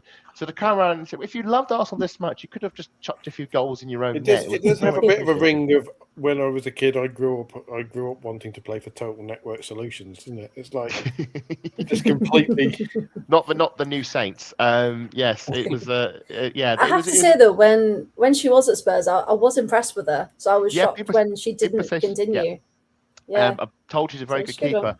The thing is she's saying, I can't wait to play for Arsenal. I'm thinking, Daphne Madomslot and Annika Borba are ahead of you in the pecking order. Unless both of them, I know they've been patchy injury-wise, but the only way you're getting on the pitch is if both of them are injured at the same time, and Sophie Harwood is unavailable. I mean, not Sophie Harwood, Naomi Williams, my apologies. Naomi Williams is unavailable. Sophie Harwood's our defender, who I think has signed a contract. Yeah, if Naomi Williams, who's been brought back, I think, because she wasn't getting the game time, she was on loan, so she's in the room as well. Yes. She's not high up in the pecking order, put it this way, and I would be surprised if she would, unless it was a cup rotation or a massive injury crisis. I think it's going to be like, I forget her name, but we signed a keeper on loan a few seasons back because Sabrina D'Angelo went off to play in the Gold Cup. Yes. Oh, what was her name? No, not Marchese. No, Marchese. What? Yes, I can see her. Yeah. Lydia Williams. No, not Lydia Williams. No, No, but anyway, she was. I'm gonna have to look at it. Anyway, you'll look it up. But anyway, she basically all she did was play on the bench for like a few games while Zinsberger was goal. But she played one game, and that was in an Australian friendly. After she'd left, she came back briefly to play Miss Friendly out in Australia for half of it. But it was Bahadi, was it? I think it was. Oh, Sarah Bahadi, yes. Sarah Bahadi, yeah. Yeah, she turned up at Arsenal, didn't play a game, and left. It was very, very strange, and I fear it will be the same for her. But that's only the situation because of Manu being out of an ACL. Again, Manu, a player, I think will leave. I think we can all see that's probably going to happen. And Manu's got an ACL, and Daphne and Borba have had injury wobbles, and especially with Borba's recent head injury. But that's what it's looking at on our front. We're a bit disappointed. We're hoping to get more than just the goalkeeper in Holmberg, but the suggestions on the horizon, if those are the players we're bringing in the window, and hopefully there are more to come, because this is the biggest rebuild Arsenal have ever had to do. Now all the contracts expiring, they've got to get this right. Early signs are promising, but those pre-contracts are going to be signed, and even then they're not a guarantee. We'll see what happens there. Yeah, I think Kate McCabe goes wherever Caitlin Ford goes, and Caitlin Ford probably goes to the NWSL. Yeah, I think I could see both of them going to NWSL personally. I think I see them both going to NWSL. Yeah. I think there will be no shortage of interest in those players, because despite what we may think or not think, they are very talented players, and but it is time their positions are refreshed, and I can see them definitely going to, or maybe going to the Australian league, going to the A-League, going to the dub. I'm sure, Well, just for a cheap joke, little finish off their career down in the sun. Yeah, absolutely. Caitlin goes home and goes meet the wife, and then. I agree with Casey's Everton statement. I was going to say, I think that's your burner account, Chloe, isn't it? I think I might have written that. Are you hoping she starts scoring wonder volleys for you rather than against you? Is that maybe that's what we need? Maybe someone who's just going to just pick the ball up for 25 yards and just top corner. We need that. We need a Katie McBanger for Everton. Let's start the rumours before Katie to Everton. Here we go. I think the dog will love the walks along the Crosby Beach. Albert Dock. Yeah, Formby Beach. Crosby Beach with all those really unsettling statues that are still more mobile than Manchester United's defence, mostly. I think Peggy will love the walks along the beach in Formby. I think we need to make that happen. I was going to say you've already planned it. Right then, last thing we'll do, we'll look at matches coming up this weekend, and then we'll let everyone go to bed and hopefully be as comfortable as this little one right here. Yeah, he's had enough. I love how the only person to notice Toby was Zach. Just went as a kid, and we all went, "Yeah, Toby." Yeah, hello, I'm right here. Ivy.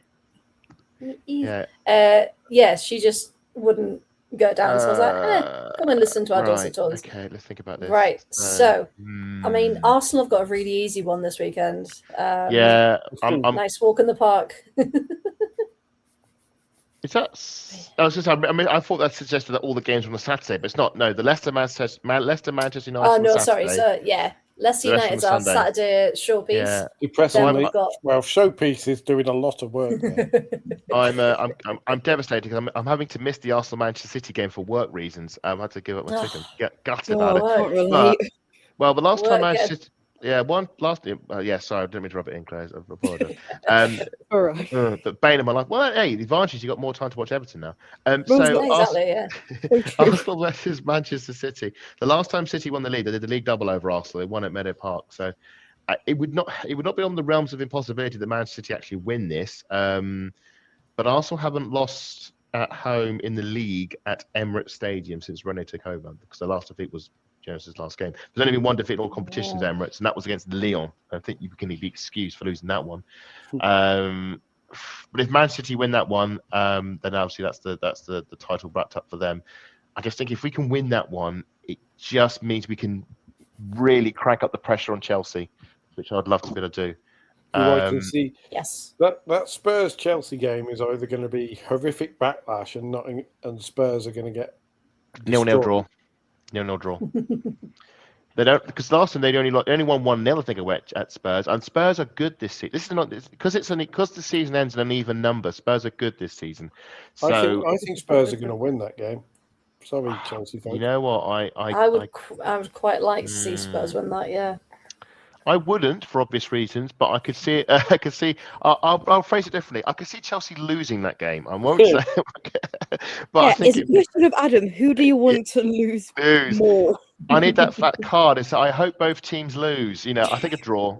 Is that what's referred to as a meteor game for you, Adam? Just I don't know what meteor is. I hope a meteor hits it and wipes the face of the earth. But that's right. I hope the meteor wins. Right.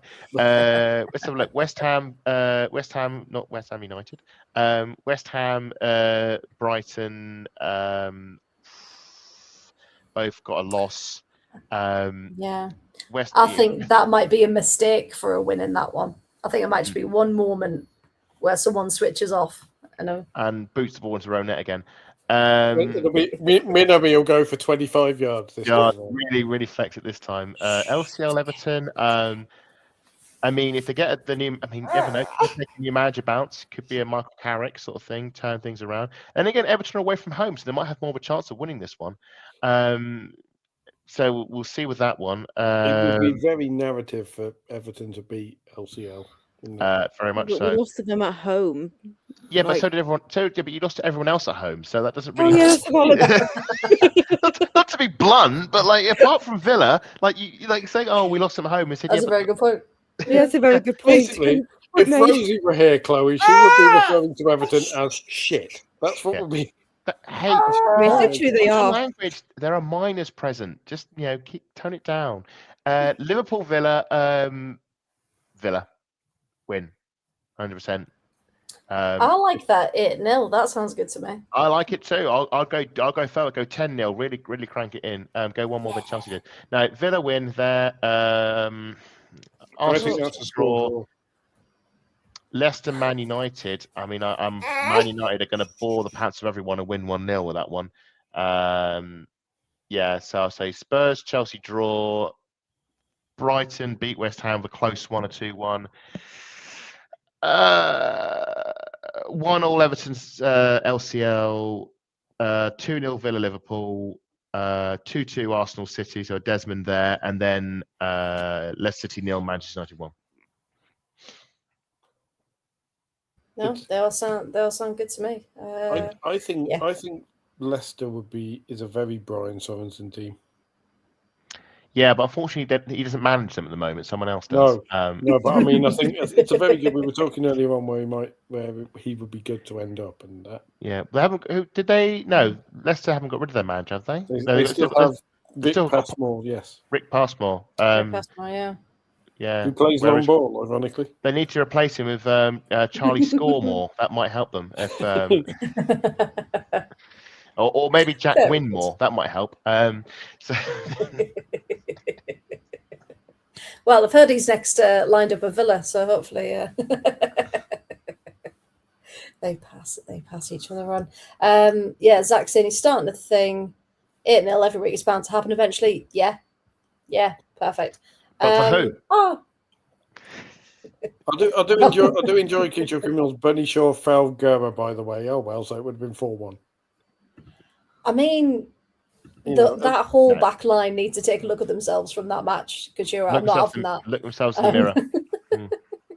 Yeah, and if it's the one that I'm thinking about, Germa went down incredibly easily. So no, we're not defending that. 1.1 million pound best defender in the world. Blah blah blah. Yeah, gets flattened.